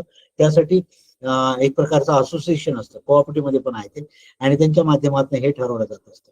त्याच्यानंतर ट्रेड युनियन म्हणजे थर्ड कलेक्टिव्ह बार्गेनिंग मधला पार्टनर म्हणजे ट्रेड युनियन. एक एम्प्लॉयर्स आणि ट्रेड युनियन म्हणजे रिप्रेझेंटेटिव्ह ऑफ द एम्प्लॉईज.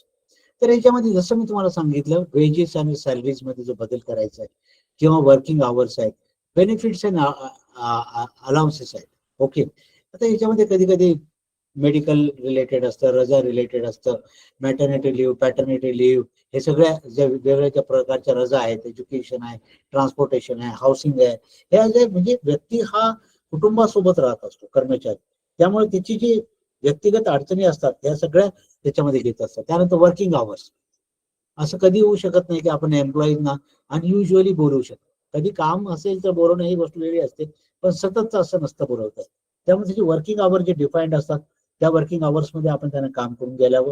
जर खालच्या स्तरावरचे म्हणजे ग्रुप डी सी एम्प्लॉय असतील तर काही कारणाने आपण त्यांना सुट्टी दिवशी बोलवलं असेल तर त्याला कॉम्पन्सेटरी ऑफ द्यायला हवं. पण हा कॉम्पन्सेटरी ऑफ वरच्या लेवलवर लागू होत, म्हणजे जे ऑफिसर कॅटेगरी असतात त्यांच्यासाठी लागू होत. त्याच्यानंतर बेनिफिट्स अँड अलाउन्सेस म्हणजे असं मी तुम्हाला सांगितलं की हेल्थ बेनिफिट्स असतील, की मेडिकल कव्हरेज असेल, किंवा रिटायरमेंट प्लान्स असतील, पेन्शन आहे, त्याचं ग्रॅज्युइटी आहे, अँड ऑल अदर दॅट. नंतर लिव्ह पॉलिसीज असतील, कॅज्युअल लिव्ह, तुमची मेडिकल लिव्ह, इयर लिव्ह, ह्याच्याविषयी मी तुम्हाला बोललेलोच आहे. त्यानंतर महत्वाचं बनतं वर्किंग कंडिशन्स म्हणजे वर्किंग कंडिशन्स मध्ये बऱ्याच वेळेला काय होतं, safety, health standards, working environment ह्याच्याविषयी देखील काही वेळेला एम्प्लॉईजना प्रॉब्लेम असू शकतात. मित्र, मला माहिती नाही आपल्यापैकी किती लोकांनी शुगर फॅक्टरी जेव्हा चालू असते त्यावेळेला जिथं शुगर क्रशिंग होतं तिथं बॉयलर आणि इतर गोष्टी चालू असतात, जोर जोरात आवाज येत असतो तिथं. अशा ठिकाणी आपल्यापैकी किती लोकांनी काम केलं हे माहिती नाही, पण लक्षात घ्या तिथं काम करणारा कर्मचारी देखील एक मानव आहे, आणि त्यामुळे त्याचे जे सेफ्टी स्टँडर्ड्स असतात, तिथं जे ऍक्सिडेंट व्हायची शक्यता असते, या सर्वांपासून त्याला दूर ठेवण्यासाठी एक विशिष्ट अशा वर्किंग कंडिशन्स गरजेच्या असतात. त्यासाठी नॉर्म्स पण असतात, फॅक्टरी ऍक्ट मध्ये सगळे नॉर्म्स असतात. परंतु ह्या ज्या कंडिशन्स आहेत ह्या कंडिशन्स देखील कलेक्टिव्ह बार्गेनिंग मध्ये घेतल्या जात असतात. त्यानंतर स्कोप, जसं मी तुम्हाला सांगितलं, ग्रीवेन्स प्रोसिजर म्हणजे ग्रीवेन्स जे आहे, जे सांघिक जे ग्रीवेन्सेस आहेत ते करण्यासाठी एक प्रकारचं एक आधार लागत असतो. त्यासाठी विशिष्ट अशी प्रोसिजर फॉलो करायला लागते, फॉर्मल मेकॅनिझम असतं, हे त्यामध्ये येतं.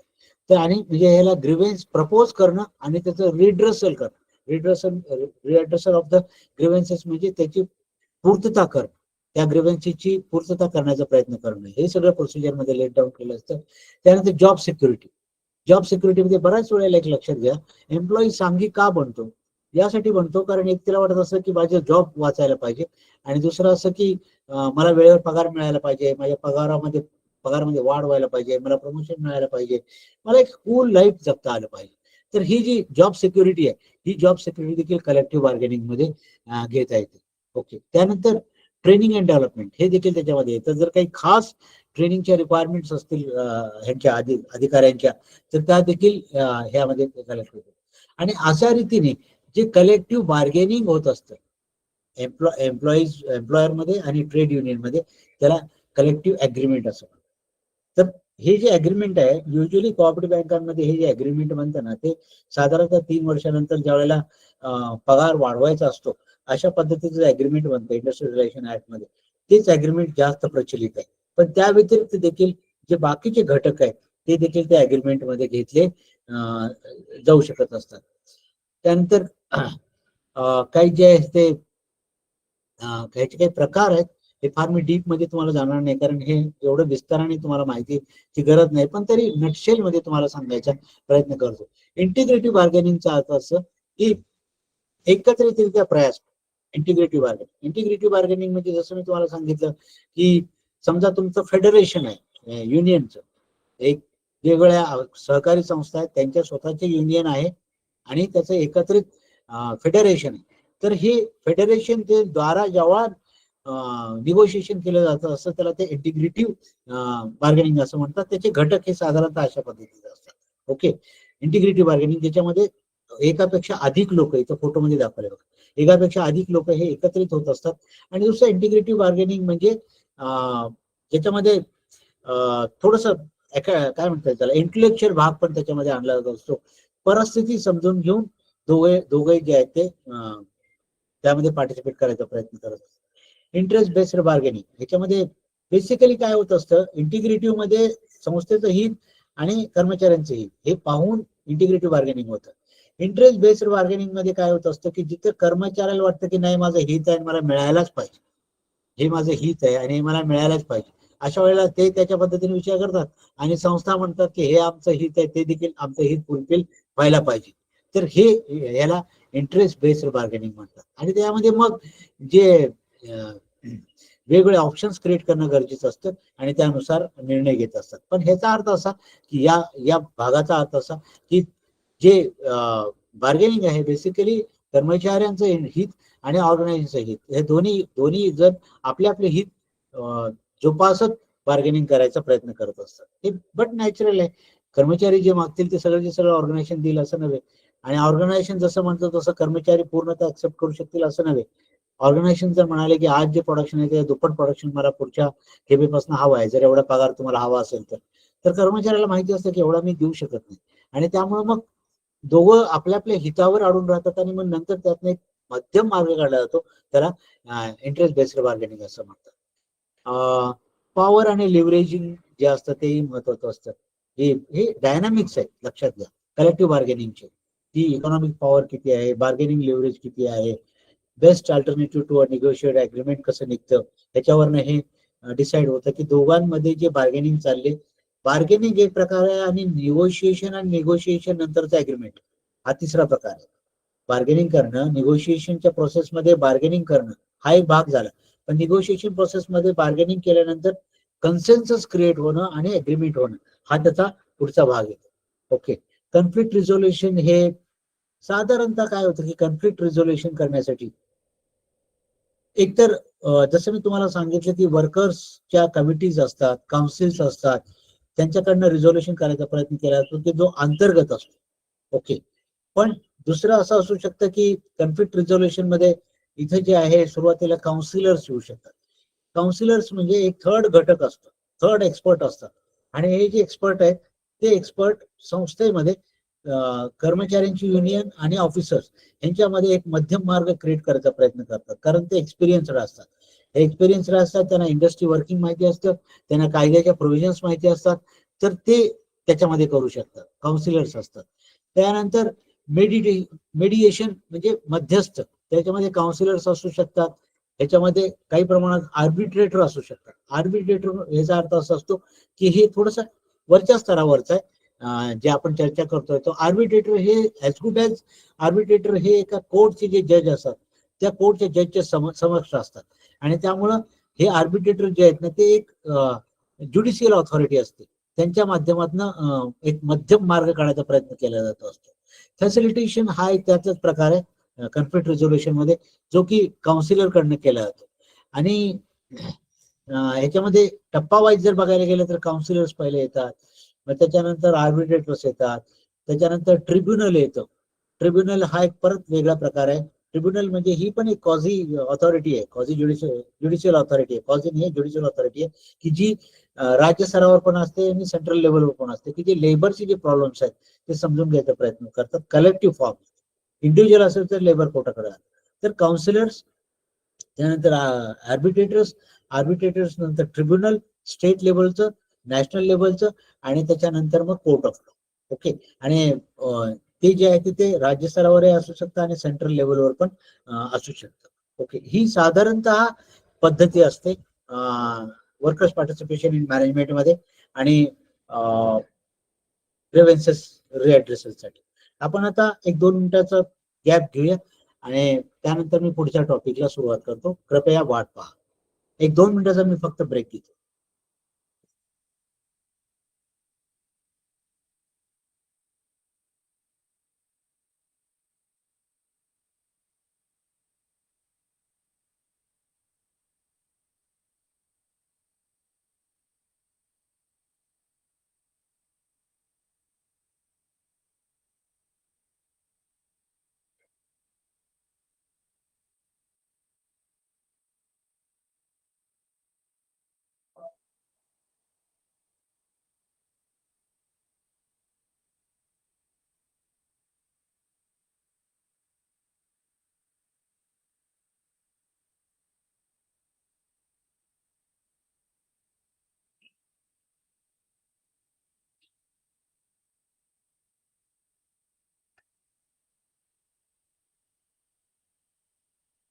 ते झाली का बीपीटी?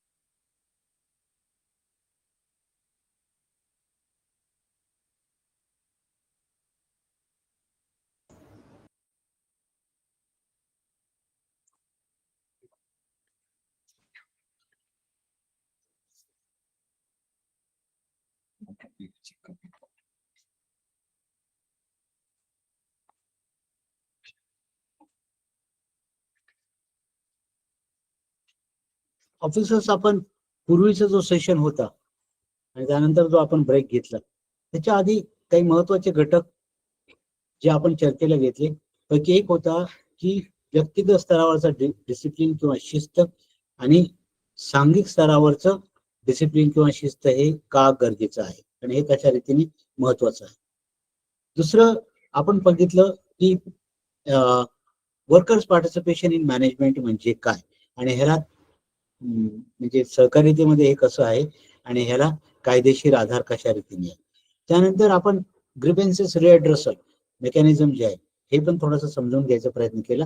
इथं परत मी सांगतोय की ग्रीव्हन्सेस एका व्यक्तीला असू शकतात आणि एकापेक्षा जास्त व्यक्तीला असू शकतात.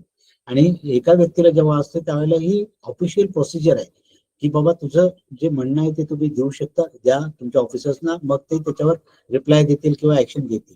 तर कधीही तुम्ही तुमचे ग्रीव्हन्सेस सांगू शकता, त्याला बंधन नाहीये. परंतु जेव्हा सांघिक पद्धतीने करायचं असतं त्यावेळेला त्याची एक विशिष्ट अशी पद्धत आहे आणि त्या त्या कायद्याच्या शिस्तीमध्ये किंवा ऑफिशियल डेकोरमच्या नुसारच ते करावं लागतं. आणि ते नाही केलं की मग ती शिस्तभंगाची कारवाई जे म्हणतात ती कारवाई व्हायची शक्यता असते. त्यामुळे हे या बाबी जे आहेत त्या तुमच्या दृष्टीने महत्वाचे आहेत.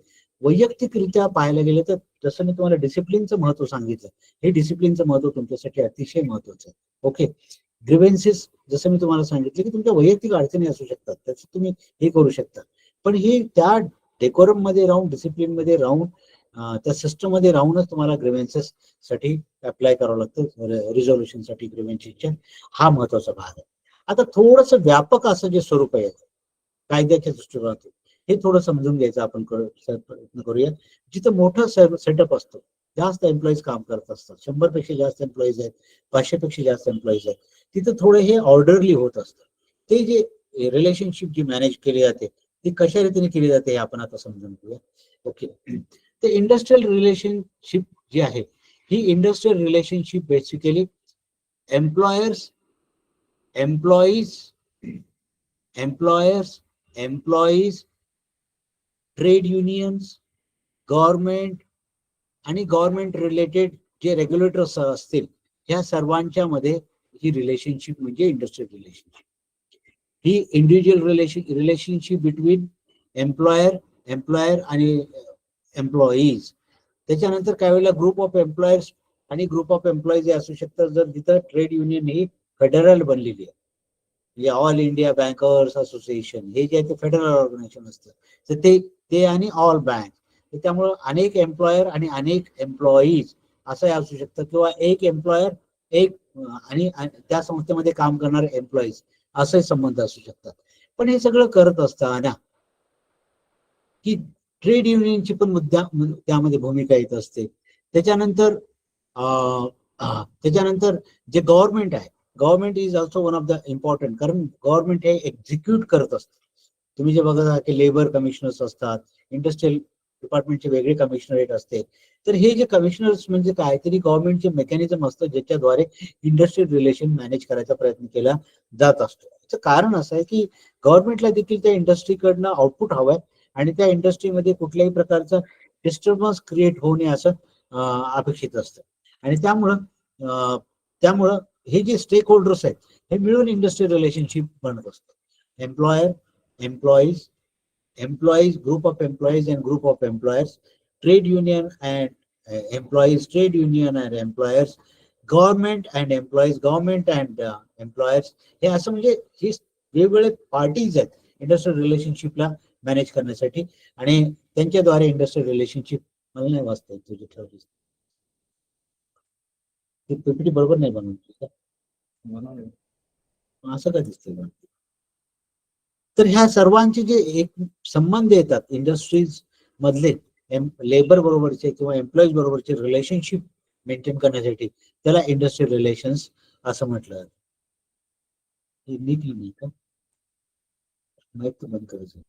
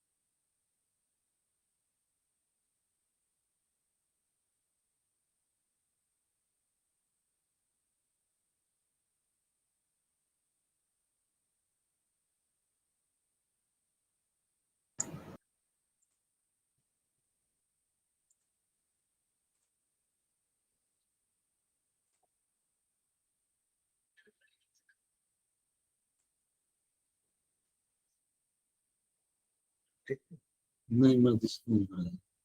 एक तर माझ्या मुलाला मी 4 दिवसांनी मोठं फोन कर, तुम्ही केलं नाही काही. तिकडे बघावं लागेल आणि हे टेक्निकल टॉपिक आहे, वाचल्याशिवाय नाही शिकवत.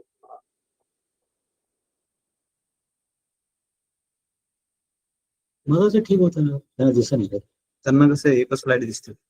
त्यांचं स्लाइड आता स्लाइड शो कसं आहे माहिती आहे का, त्याच्यानंतर आपण स्लाइड शो चालू केला ना फक्त त्यांना फक्त एंड स्क्रीन दिसते, स्टार्ट पुढच्या पेज जसे तुम्ही मूव्ह करता ना तसं नाही दिसत. दिसून आता दिसू शकतो. आता दिसतो. ठीक आहे. मला पाहायला खूप त्रास होतो. पुढं जो टेबल आहे पुढे पैसे काय प्रॉब्लेम नाही. ठीक आहे, पण मी दिसतो ना ते करून ओके, हे ठीक आहे बरं.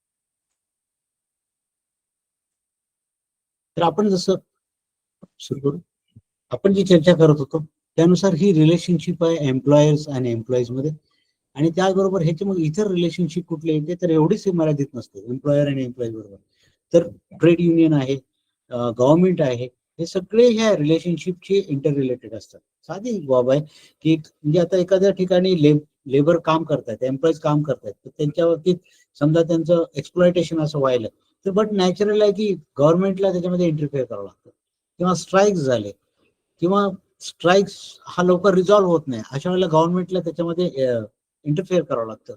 एखाद्या ग्रुप ऑफ एम्प्लॉईजवर अन्याय झाला असं वाटलं तर बट नॅचरल गव्हर्नमेंट मशिनरीला पण त्यामध्ये इन्व्हॉल्वमेंट घ्यावी लागते, कारण ते इंडस्ट्रीयल रिलेशनशिप मॅनेज करणं हे याच्यामध्ये trade union, government, employers, employee हे सगळे येतात.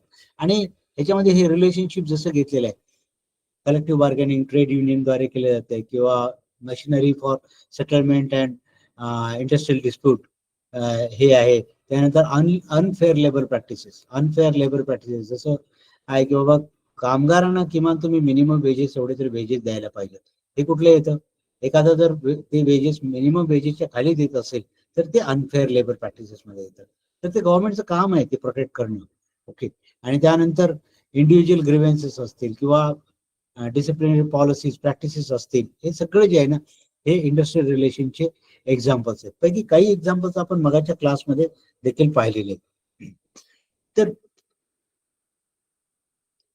आता हे इंडस्ट्रियल रिलेशन म्हणजे हे रिलेशनशिप आहे बिटवीन मॅनेजमेंट, ओके, आणि हीच जी रिलेशनशिप आहे ज्या वेळेला management, employers, employees, trade union यांच्याबरोबर जी रिलेशनशिप असते त्या रिलेशनशिपला इंडस्ट्रियल रिलेशनशिप असं म्हणतात.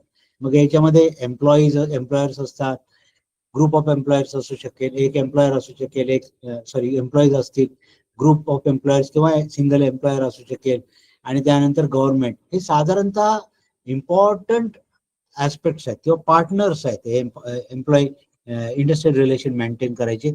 आणि इकडे कोण कोण असं तर एम्प्लॉयरचे असोसिएशन असू शकतात, ट्रेड युनियन असू शकतात, codes and tribunals, these are very important. जसं मी तुम्हाला सांगितलं कलेक्टिव्ह बार्गेनिंग करत असताना किंवा डिस्प्यूट रिझोल्युशन करत असताना काही वेळेला कमिटीज असतात, काउन्सिलर्स असतात, आर्बिट्रेटर्स असतात, ट्रिब्युनल्स असतात आणि कोर्ट्स असतात. ही एक मशिनरी त्यामध्ये काम करत असते. तर ही मशिनरी पण समजून घेणं महत्वाचं आहे. पण जे इमिडिएट पाहण्यासारखं जे आहे की बाबा इंडस्ट्रियल रिलेशनशिप मध्ये एम्प्लॉयर्स, एम्प्लॉईज आणि गव्हर्नमेंट आणि एम्प्लॉयरच्या ट्रेड युनियन, एम्प्लॉयरची असोसिएशन हे, आणि रिझॉल्व्ह करण्यासाठी, डिस्प्यूट रिझॉल्व्ह करण्यासाठी इंडस्ट्रियल रिलेशन मध्ये जर काही हे झाला प्रॉब्लेम झाला तर आणि डिस्प्यूट क्रिएट झाला तर तो रिझॉल्व्ह करण्यासाठी, त्याच्याविषयी वर्डिक्ट देण्यासाठी कोर्ट, ट्रिब्युनल असतात. पण डिस्प्यूट होऊ नये म्हणून इतरही प्रयास केले जातात, जसं कमिटीज आहेत किंवा काउन्सिलर्स आहेत, आर्बिट्रेटर्स आहेत, यांची पण महत्वाची भूमिका त्यामध्ये असू शकते. प्रयत्न काय केला जात असतो की सगळ्या टाईपचे जे कॉन्फ्लिक्ट आहे ते अवॉइड करायचा प्रयत्न करा. कारण शेवटी एक लक्षात घ्या, एम्प्लॉई जे आहे ते एम्प्लॉईज म्हणणार की तुम्ही आम्हाला जसं हवंय त्याच्या पद्धतीने तुम्ही प्रोडक्शन आम्हाला झेपेल असं करून घ्या, किंवा पगार आम्ही म्हणतोय त्या पद्धतीने द्या, कामाचे कॉन्ट्रॅक्ट, कामाचे कंडिशनिंग असं द्या, एवढं आम्ही उत्पादन देऊ शकतो, याच्यापेक्षा जास्त देऊ शकणार नाही, किंवा आमच्या इतर जे डिमांड्स आहेत त्या फुलफिल करा. हे शेवटी असं आहे की वर्कर हा आपल्या बाजूने तो जास्तच मागायचा प्रयत्न करतो, पण ऑर्गनायझेशनची देखील काही मर्यादा असतात किंवा त्यांचे काही इंटेन्शन्स असतात, पॉलिसीज असतात, तर त्यानुसार ते बिहेव करत असतात. पण अल्टिमेट काय व्हायला पाहिजे, तर इंडस्ट्रियल रिलेशन असे व्हायला पाहिजे की ज्याच्यामध्ये इंडस्ट्रियल कन्फ्लिक्ट क्रिएट होणार, औद्योगिक संघर्ष क्रिएट नाही होणार. त्यामध्ये तो संघर्ष होऊ नये म्हणून प्रयास केले जातात. आणि मग त्यासाठी जसं आपण चर्चा केली, कलेक्टिव्ह बार्गेनिंग महत्वाचं असतं, कलेक्टिव्ह निगोशिएशन प्रोसेस महत्वाची असते. पण हे कलेक्टिव्ह बार्गेनिंग किंवा निगोशिएशन विन विन रिलेशनशिप मध्ये झालं म्हणजे एम्प्लॉयचे ट्रेड युनियनला ते ओके आहे आणि मालकांना म्हणजे एम्प्लॉईजना देखील ओके आहे, तर तो प्रॉब्लेम नाहीये. पण हे जर विन विन नाही झालं तर कन्फ्लिक्ट क्रिएट व्हायला लागते. मग जोपर्यंत हे कन्फ्लिक्ट ऍक्सेप्टेबल बनत नाही म्हणजे हे कलेक्टिव्ह बार्गेनिंग, तोपर्यंत मध्ये प्रोसेसेस येतात. मग त्याच्यामध्ये तुमचे काउन्सिलर्स असतील, रिप्रेझेंटेटिव्ह असतील, त्यानंतर आर्बिट्रेटर्स असतील, ट्रिब्युनल असेल, कोर्ट असेल, हे मोस्टली कन्फ्लिक्ट झाल्यानंतर होत असतं, कारण ह्याचे पण टप्पे असतात आणि त्यानुसार त्याचं वर्डिक्ट त्यामध्ये ते देत असतात. तर हे साधारणतः म्हणजे एक काय म्हणता येईल त्याला, एक स्वस्थ असं ऍटमॉस्फिअर एम्प्लॉईज आणि एम्प्लॉयरच्या मधलं रिलेशनशिप, स्वस्त अशी रिलेशनशिप मेंटेन करण्यासाठी इंडस्ट्रियल रिलेशनचं हे ऑब्जेक्टिव्ह असतं. आणि अनफेअर लेबर प्रॅक्टिसेस होऊ नयेत, फेअर लेबर प्रॅक्टिसेस असावेत, हे मध्ये असतं. आता याच्यामध्ये साधारणतः 3 प्रकारचे अप्रोच आहेत, परंतु त्यातला पहिला अप्रोच हा कोऑपरेटिव्हला लागू होतो की ज्याला युनिटरी इंडस्ट्रियल रिलेशन म्हणतात. युनिटरी इंडस्ट्रियल रिलेशन मध्ये काय होतं की याच्यामध्ये बेसिकली जेवढे स्टेक होल्डर्स आहेत, म्हणजे जसं सहकारितेमध्ये सदस्य हा स्टेक होल्डर आहे, एम्प्लॉईज हे स्टेक होल्डर आहेत, board of director stakeholder आहेत, आपले सप्लायर्स आहेत ते स्टेक होल्डर आहेत, या सगळ्यांच्या दृष्टिकोनातून एक मध्य काढला जातो आणि त्यानुसार रिलेशनशिप मेंटेन केले जात असते, इंडस्ट्रियल रिलेशनशिप. ते आपण थोडंसं समजून घ्यायचा प्रयत्न करूया की याच्यामध्ये बेसिक अजम्पशन असं आहे की मॅनेजमेंट आणि स्टाफ हे सगळे आणि all members in the organisation हे एकाच पद्धतीचे ऑब्जेक्टिव्ह शेअर करत असतात, एकाच पद्धतीचं हित पाहत असतात आणि एकाच पर्पज किंवा कारणासाठी क्रिएट झाले. तर सहकारी संस्था देखील क्रिएट झाल्या, त्या कशासाठी क्रिएट झाल्यात की बेसिकली मेंबर जे रिसोर्सेस मला देतोय ते मी प्रोसेस करणार आणि मार्केट पर्यंत पोहोचवणार आणि अल्टिमेटली मी शेतकऱ्याचं हित पाहायचा प्रयत्न करणार. त्यासाठी ही संघटना उभी केली जाते, त्याला आपण सहकारी संस्था असं म्हणतो. तर त्यामध्ये प्रत्येक व्यक्ती जो काम करतो त्याला माहिती असतं की बाबा ह्या कामाचा ऑब्जेक्टिव्ह काय आहे. तर अल्टिमेटली मी जे काम करतो हे शेतकऱ्याच्या वतीने काम करतो एक संस्था म्हणून, त्यामुळे ते ऑब्जेक्टिव्ह क्लिअर असतं. इंटरेस्ट जे असतात, जर माझाच एकट्याचा इंटरेस्ट इथं प्रोटेक्ट करायचं म्हटलं एम्प्लॉई म्हणून, तर मग शेतकऱ्याचा इंटरेस्ट कसा प्रोटेक्ट होईल, त्यामुळे इंटरेस्ट शेअरिंग होत असतं. आणि पर्पज काय की ही संस्था जी आहे ती शेतकऱ्यासाठी आणि शेतकऱ्याच्या विकासासाठी ती वृद्धिंगत व्हायला हवी, हा पर्पज त्याचा असतो. तर थोडक्यात काय, या आयडिओलॉजी हे जिथं शेअर केले जातात एम्प्लॉईज मध्ये, मॅनेजमेंट मध्ये आणि एम्प्लॉईज मध्ये, त्याला युनिटरी पर्स्पेक्टिव्ह असं म्हटलं जातं. म्हणजे दोघांचं आपण आकलन जे आहे, मॅनेजमेंटचं आकलन आणि एम्प्लॉईचं आकलन हे एकाच दिशेने होत असतं, एक युनिफॉर्म दिशेने होत असतं, त्याला युनिटरी पर्स्पेक्टिव्ह असं म्हणतात. ह्याची काही उदाहरणं आहेत याच्यामध्ये दिलेले आहेत, ते तुम्ही वाचून बघू शकता. म्हणजे थोडं काय होतं की एम्प्लॉईजना एक संस्थेचा महत्वाचा घटक आहे असं समजून त्या पद्धतीने कामाची आखणी केली जाते. तुम्ही फार कमी वेळेला बघितलं असेल की आपल्या सहकारी संस्थांमध्ये अचानकचा ग्रुप ऑफ एम्प्लॉईजना ले ऑफ करणं हे असं होत नसतं. प्रायव्हेट कंपनीजमध्ये ते होतं काही वेळेला, कॉर्पोरेटमध्ये ते, पण आपल्याकडे असं होत. कधी ऐक की कुठल्या तरी सहकारी संस्थेमध्ये 1000-1200 लोक होते आणि या 1200 लोकांपैकी 100-200 लोकांना कामावरनं कमी केले, असं कधी होत नसतं. कारण आपल्याकडं युनिटरी पर्स्पेक्टिव्हनी रिलेशनशिप मॅनेज केली जात असते. अचानक एकदम ले ऑफ करणं ते असं आपल्याकडं होत नसतं, कारण त्या पद्धतीने त्या घटकाकडं पाहिलं जात नसतं. आणि संस्था या बेसिकली शेतकऱ्याच्या विकासासाठी असतात, एम्प्लॉईच्या विकासासाठी असतात. त्यामुळं युनिटरी पर्स्पेक्टिव्हनी जे आहे ते रिलेशनशिप सहकारी संस्थांमध्ये मॅनेज केली जात असते. ओके, तर एम्प्लॉईचं पर्स्पेक्टिव्ह इथे आपण बघितलंय. एम्प्लॉईज म्हणतात की फ्लेक्झिबल वर्किंग कंडिशन्स ठेवा, रिझनेबल आम्हाला पे करा, असं त्यांचं म्हणणं असतं. आणि एम्प्लॉयर जो आहे तो दोन्हीच्या मध्ये एक मध्य साधायचा प्रयत्न करत असतो की जो म्हणजे एम्प्लॉईचे एफर्ट्स आणि एम्प्लॉयरचे एफर्ट्स अशा पद्धतीने असतात की दोन्हीचं मध्ये सांभाळून ठेवून एम्प्लॉईचे रिलेशनशिप, इंडस्ट्रियल रिलेशनशिप एम्प्लॉयर आणि एम्प्लॉई मध्ये मॅनेज केले जात असतात. ह्या ज्या पर्स्पेक्टिव्ह आहेत या तुमच्या दृष्टीने अत्यंत महत्वाचे नाहीये. ह्या तुम्ही वाचून देखील होऊ शकता. इथं काय होत असतं माहिती का, प्लुरलिस्टिक मध्ये दोघंही जे आहेत ते, आता उदाहरणार्थ एम्प्लॉयरला वाटत असतं की एम्प्लॉयर जो आहे तो एवढा कमवतोय तर मला पण तेवढ्या पद्धतीने जास्त मिळायला पाहिजे. एम्प्लॉयर म्हणत असतो की आमचा बिझनेस आहे, आम्ही हे कमवणार. आता इथे काय होत असतं की हे जे रिसोर्सेस आहे, म्हणजे इथे ऍक्च्युली बिझनेस असतो, या बिझनेससाठी रिसोर्सेस जे ते मार्केटमधून ते पुल ऑन करत असतात. त्यामुळे ते फक्त बिझनेस करतात, प्रॉफिट कमवतात. मग एम्प्लॉयना वाटतं की म्हणजे जर तुम्ही प्रॉफिट कमवताय किंवा आमचे एफर्ट्स हे वाढीव आम्हाला द्यावे लागतात, तर तुम्ही आमचं देखील हित यामध्ये बघायला पाहिजे. ते दोघांचा अप्रोच हा अशा पद्धतीने असतो की दोघांचं हित, प्रत्येकाचं हित जे आहे ते म्हणजे एम्प्लॉयचं हित वेगळं, एम्प्लॉयरचं हित वेगळं, आणि ह्याच्यामध्ये एक मध्य साधायचा प्रयत्न केला जातो. पण थोडस ते टेन्शन किंवा तो स्थायी भाव राहणारच एम्प्लॉयरचं हित आणि एम्प्लॉयरच्या हितमध्ये. ह्या दोन्हीमध्ये एक युनिफॉर्मिटी येऊ शकत, थोडी अवघड असते, अशाला रिअलिस्टिक म्हणतात. पण हे लोक जे आहेत ते ऑब्जेक्टिव्हली असेस करत असतात, एवढं मी कॉन्ट्रीब्युट केलेलं आहे तर एवढे रिवॉर्ड मला मिळायला पाहिजे. हे एम्प्लॉईज कडनं पण असतं आणि एम्प्लॉयर कडनं पण असतं. लार्जली तुम्ही जे बघता ना, हे स्टार्टअप्स जे नवीन आलेले आहेत, त्या स्टार्टअप्स मध्ये अशा पद्धतीचा अप्रोच असतो. स्टार्टअप मध्ये असं असतं की एम्प्लॉयरना वाटत असतं की संख्या कमी असते, आणि एम्प्लॉईजना वाटत असतं की आम्ही खूप कॉन्ट्रीब्युट करतो, आम्हाला जास्त पगार मिळायला पाहिजे. आणि स्टार्टअप म्हणत असतं की माझा बिझनेस सेटल व्हायचा आहे, तोपर्यंत मी तुम्हाला एवढं देऊ शकत नाही. तर ह्या दोघंही जे एका विशिष्ट अशा समपातळीवर येऊ शकत नाहीत हिताच्या बाबतीत किंवा डिमांडच्या बाबतीत, तर अशा वेळेला हा अप्रोच महत्वाचा बनतो. तर याच्यामध्ये थोडस एक वेगळ्या पद्धतीचे ह्याच्यामध्ये काय होतं की डिस्प्यूट व्हायची शक्यता असते. आणि जेव्हा डिस्प्यूट होतो त्यावेळेला दोघंही बार्गेनिंग मोडमध्ये असतात, ट्रेड युनियन पण आणि ऑर्गनायझेशन पण. अशा वेळेला थर्ड पार्टी इंटरव्हेन्शन महत्वाचं बनतं. मग ते काउन्सिलर्स असतील, आर्बिट्रेटर्स असतील किंवा ट्रिब्युनलच्या माध्यमातून ते हे रिझॉल्व्ह करायचा प्रयत्न केला जातो. मार्केट अप्रोच मध्ये साधारणतः युनिटरी पद्धतीचं आहे, परंतु हे रिसोर्स बेस्ड आहे. ओके, साधारणतः अशाच पद्धतीचे. ओके, की ही थोडस कसं आहे की मधला जो भाग आपण बघितला प्लुरलिस्टिकचा, हा आहे कॅपिटलिस्टिक, आणि हा आहे मार्क्सिस्ट म्हणजे रिसोर्स बेस्ड, ज्याच्यामध्ये प्रत्येकाचं पाहायचा प्रयत्न करणं हा अप्रोच याच्यामध्ये असतो. युनिटरी मध्ये ऑब्जेक्टिव्ह हा सगळ्यांना माहिती असतो. जसं मी तुम्हाला सांगितलं की सहकारी संस्थांमध्ये अल्टिमेटली आपल्याला हे पाहायचं असतं की सदस्याला काय बेनिफिट मिळाले, आणि तो ऑब्जेक्टिव्ह, ते पर्पज, तो इंटरेस्ट आपण प्रत्येक एम्प्लॉई हा डोक्यात ठेवतो किंवा ग्रुप ऑफ एम्प्लॉईज डोक्यात ठेवतात. तसं मार्क्सिस्ट मध्ये असं असतं की जो वीक एलिमेंट आहे, जो लेबर फोर्स आहे, ह्यांना तुम्ही जास्त जस्टिफाय करायचा प्रयत्न करा. ओके, हा साधारणतः काय होतं की एक औद्योगिक शांतता निर्माण होते. लोकांचं इंडस्ट्रियल रिलेशन जर चांगलं असेल तर औद्योगिक शांतता राहते, लोक हे मोटिवेट होतात, त्यांना असं वाटायला लागतं mental revolution.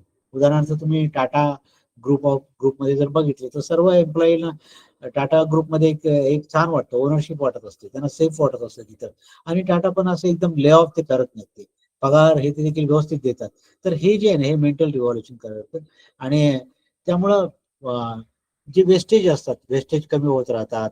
Workers participation, worker development programme तिथे फॉलो करतात, किंवा वर्कर पार्टिसिपेशन हे जास्त होऊ शकतं. साधारणतः हे जे आपण इंडस्ट्रियल रिलेशन बघितलं, तर ह्या इंडस्ट्रियल डिस्प्यूट ऍक्ट आहे 1947चा, त्याच्यामध्ये इंडस्ट्रियल डिस्प्यूट म्हणजे काय ते सांगितलं. ओके, तर लार्जली हे जे इंडस्ट्रियल डिस्प्यूट होते, ही जसं सांगितलं की पगारावरनं होत असतं, वर्किंग आवर्स होत असतं, वर्किंग कंडिशनवरनं होत असतं, आउटपुट किती द्यायचं याच्यावरनं होत असतं, हेच डिस्प्यूटचे मुद्दे असतात. निगोशिएशन केल्यानंतर ऍक्सेप्ट करत नाही मॅनेजमेंट हे कलेक्टिव्ह बार्गेनिंग प्रोसेसमध्ये, अशा वेळेला डिस्प्यूट क्रिएट होत असतात. तर ते आणि काही वेळेला डिस्प्यूट असे पण असतात की ह्याच्यामध्ये डिस्प्यूट डिफाईन करताना एक महत्वाचं आहे की हे समजून घेणं गरजेचं आहे इंडस्ट्रियल डिस्प्यूट ऍक्ट मध्ये, की हे ग्रुप ऑफ एम्प्लॉईज कडनंच व्हावं लागतं, कामाच्या संदर्भातलं असावं लागतं, आणि ऍक्च्युअली डिफरन्स असावा लागतो. म्हणजे हा नोशनल नको, ऍक्च्युअल काहीतरी डिफरन्स झालेला आहे.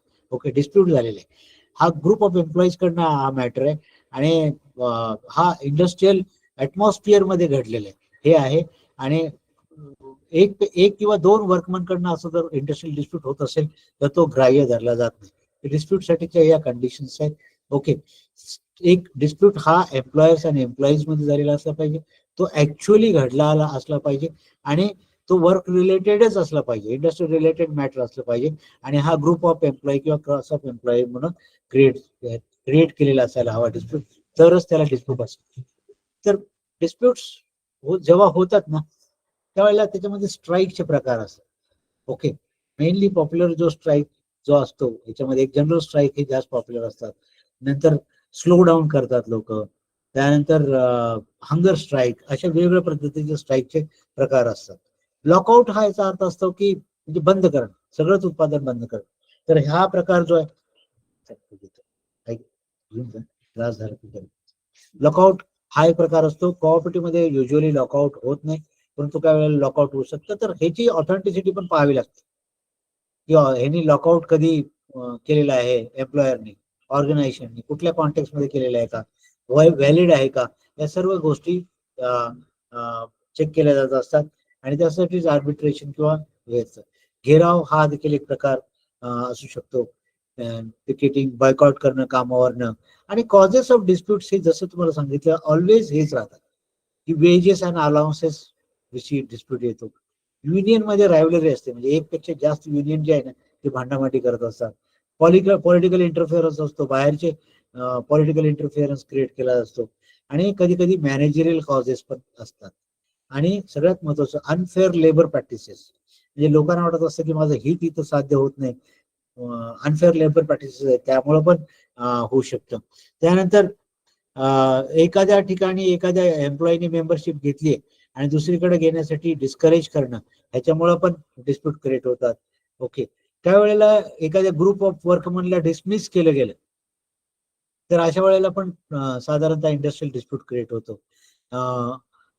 किंवा कर्मचारी जे आहे ते अचानक से व्हायलन्स जेव्हा करायला लागतात, ओके, एक फोर्सफुल ऍक्शन घेतात किंवा व्हायलन्स घेतात, तेव्हाही डिस्प्यूट क्रिएट होतो.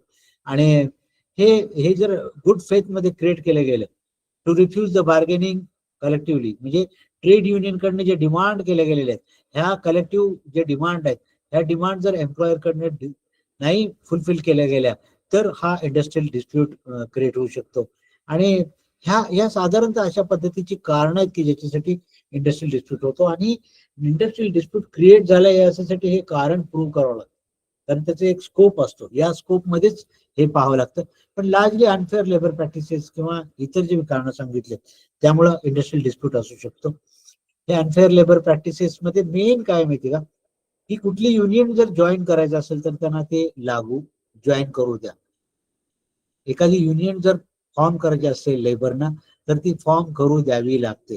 किंवा त्या संस्थेच्या कर्मचाऱ्यांना जर ती युनियन जॉईन करायची असेल तर ती जॉईन करू द्यावी लागते.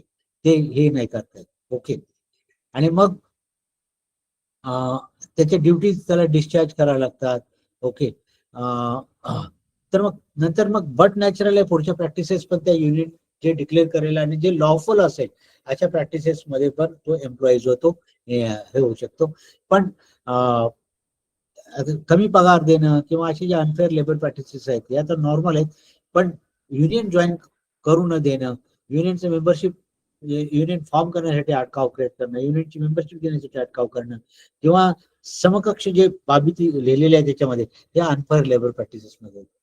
आणि प्रिव्हेन्शन ऑफ इंडस्ट्रियल डिस्प्यूट मध्ये जसं मी तुम्हाला मग सांगितलं, कलेक्टिव्ह बार्गेनिंग हा एक फार महत्वाचा भाग येतो की एकत्रितरित्या बसून ट्रेड युनियन रिप्रेझेंटेटिव्ह आणि एम्प्लॉयर किंवा इतर काउन्सिलरच्या मदतीने, आर्बिट्रेटरच्या मदतीने हे कलेक्टिव्ह बार्गेनिंग जे आहे ते यशस्वीरित्या केलं जाऊ शकतं.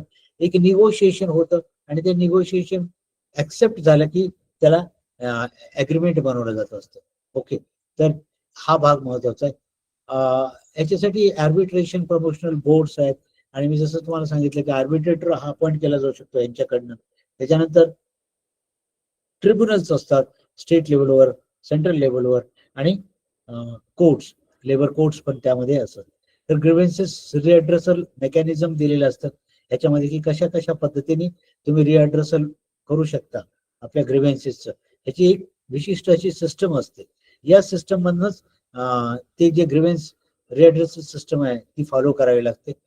ओके, हे आपण बघितलेलं आहे workers participation in management as a prevention of disputes म्हणून वर्कर्स पार्टिसिपेशन इन मॅनेजमेंट हे बघितलं. आणि त्यासाठी ट्राय पार्टी अग्रीमेंट होऊ शकते, बाय पार्टी अग्रीमेंट होऊ शकतात, अशा पद्धतीने घेऊ शकतात. आणि या सगळ्याच जे आहे ना एक असे बंधारण आहे म्हणजे स्टँडिंग ऑर्डर्स आहेत, त्यानंतर कोर्टचे जजमेंट असतात, आर्बिट्रेटरचे जजमेंट्स असतात, ह्याच्या बेसिसवरच प्रिव्हेन्शन केलं जातं डिस्प्यूटचं. म्हणून डिस्प्यूट्स विषयी ज्या वेळेला एक लिगल ऍक्शनने बघितलं जातं, लिगल पॉईंट ऑफ व्ह्यू बघितलं जातं, त्यावेळेला कोर्ट मॅटर्स काय म्हणतं, हे जसं आपण सांगितलं की जे मॉडेल स्टँडिंग ऑर्डर्स आहेत, या मॉडेल स्टँडिंग ऑर्डर्स या 1946 आहेत, हा ऍक्ट आहे 1946 चा. तर ह्या मॉडेल स्टँडिंग ऑर्डर नुसारच डिस्प्यूट सेटल केले जातात. ओके, आणि त्यानुसारच हे होत असतं, प्रोसेस जे फॉलो केले जात असते. आर्बिट्रेशन म्हणजे जसं मी सांगितलं की एक कोर्ट, हायकोर्ट लेवलचे जे जज असतात त्यांच्या अंतर्गत ही प्रोसेस फॉलो केली जात असते. हे काय आहे, डिस्प्यूट जेव्हा घडतो ना तेव्हा तो सिरियसनेस होत जातो, त्यानुसार ते टप्पे ठरलेले आहेत. ओके, की काउन्सिलर लेवलवर होऊ शकेल का, आर्बिट्रेटर लेवलवर होऊ शकेल का, ट्रिब्युनलकडे जाणं गरजेचं आहे का, किंवा कोर्टमध्ये जाणं गरजेचं आहे का, हे होतं, त्या पद्धतीने ते ठरत असतं. तुमच्या ह्याच्यामध्ये फार मोठे आहेत आणि हे ऍडज्युडिकेशन मध्ये लेबर कोर्ट हा देखील शेवटचा होतो. इंडस्ट्रियल ट्रिब्युनल हे देखील महत्वाचे, हा पहिला भाग आहे. इंडस्ट्रियल ट्रिब्युनल पहिल्यांदा येतं आणि लेबर कोर्ट हे नंतर येतं. तर इंडस्ट्रियल ट्रिब्युनल हे स्टेट लेवलवर आणि नॅशनल लेवलवर पण असतात, की जे सांघिक पद्धतीचे असे जे डिस्प्यूट्स असतात कंपन्यांमध्ये घडणारे, ते रिझॉल्व्ह करायचा प्रयत्न करतात. ते नॅशनल असू शकतात, स्टेट असू शकतात. कन्सल्टेटिव्ह मशिनरीमध्ये परत हेच येतं, काउन्सिलर, आर्बिट्रेटर्स हे त्यामध्ये येतात. तर हे साधारणतः तुमच्या सिलेबसमध्ये जे महत्वाचे बाबी होत्या की डिसिप्लिन म्हणजे काय, त्यानंतर डिसिप्लिन म्हणजे काय, त्यानंतर वर्कर्स पार्टिसिपेशन इन मॅनेजमेंट म्हणजे काय, ग्रीव्हन्सेस म्हणजे काय, ग्रीव्हन्सेस रिॲड्रेसल सिस्टम म्हणजे काय, इंडस्ट्रियल रिलेशन म्हणजे काय, आणि त्या संबंधीचं इंडस्ट्रियल डिस्प्यूट जर झाला तर त्याचं रिॲड्रेसल कशा पद्धतीने होतं, ग्रीव्हन्सेस रिॲड्रेसल कशा पद्धतीने केलं जातं, डिस्प्यूटचं रिॲड्रेसल मेकॅनिझम कसं आहे, हे सर्व बाबी आपण मागच्या 2 तासामध्ये पाहिलेले आहेत. आपल्याला काही प्रश्न विचारायचे असतील तर विचारू शकता. काही प्रश्न विचारायचे असतील तर याच्या पीपीटीज मी आपल्याला शेअर करेन आणि आपल्या लिटरेचर मध्ये देखील हा भाग आलेला आहे.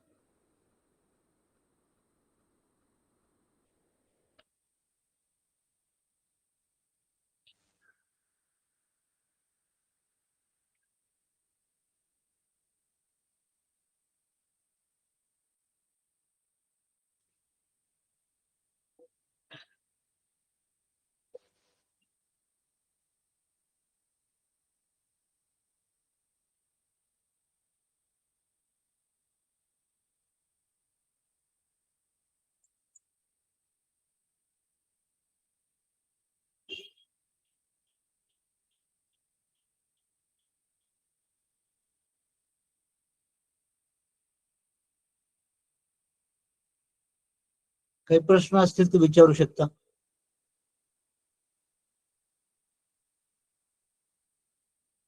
एक 2 मिनिटं येशील बघा, संपूया. ओके, कोणाला काही प्रश्न विचारायचे का?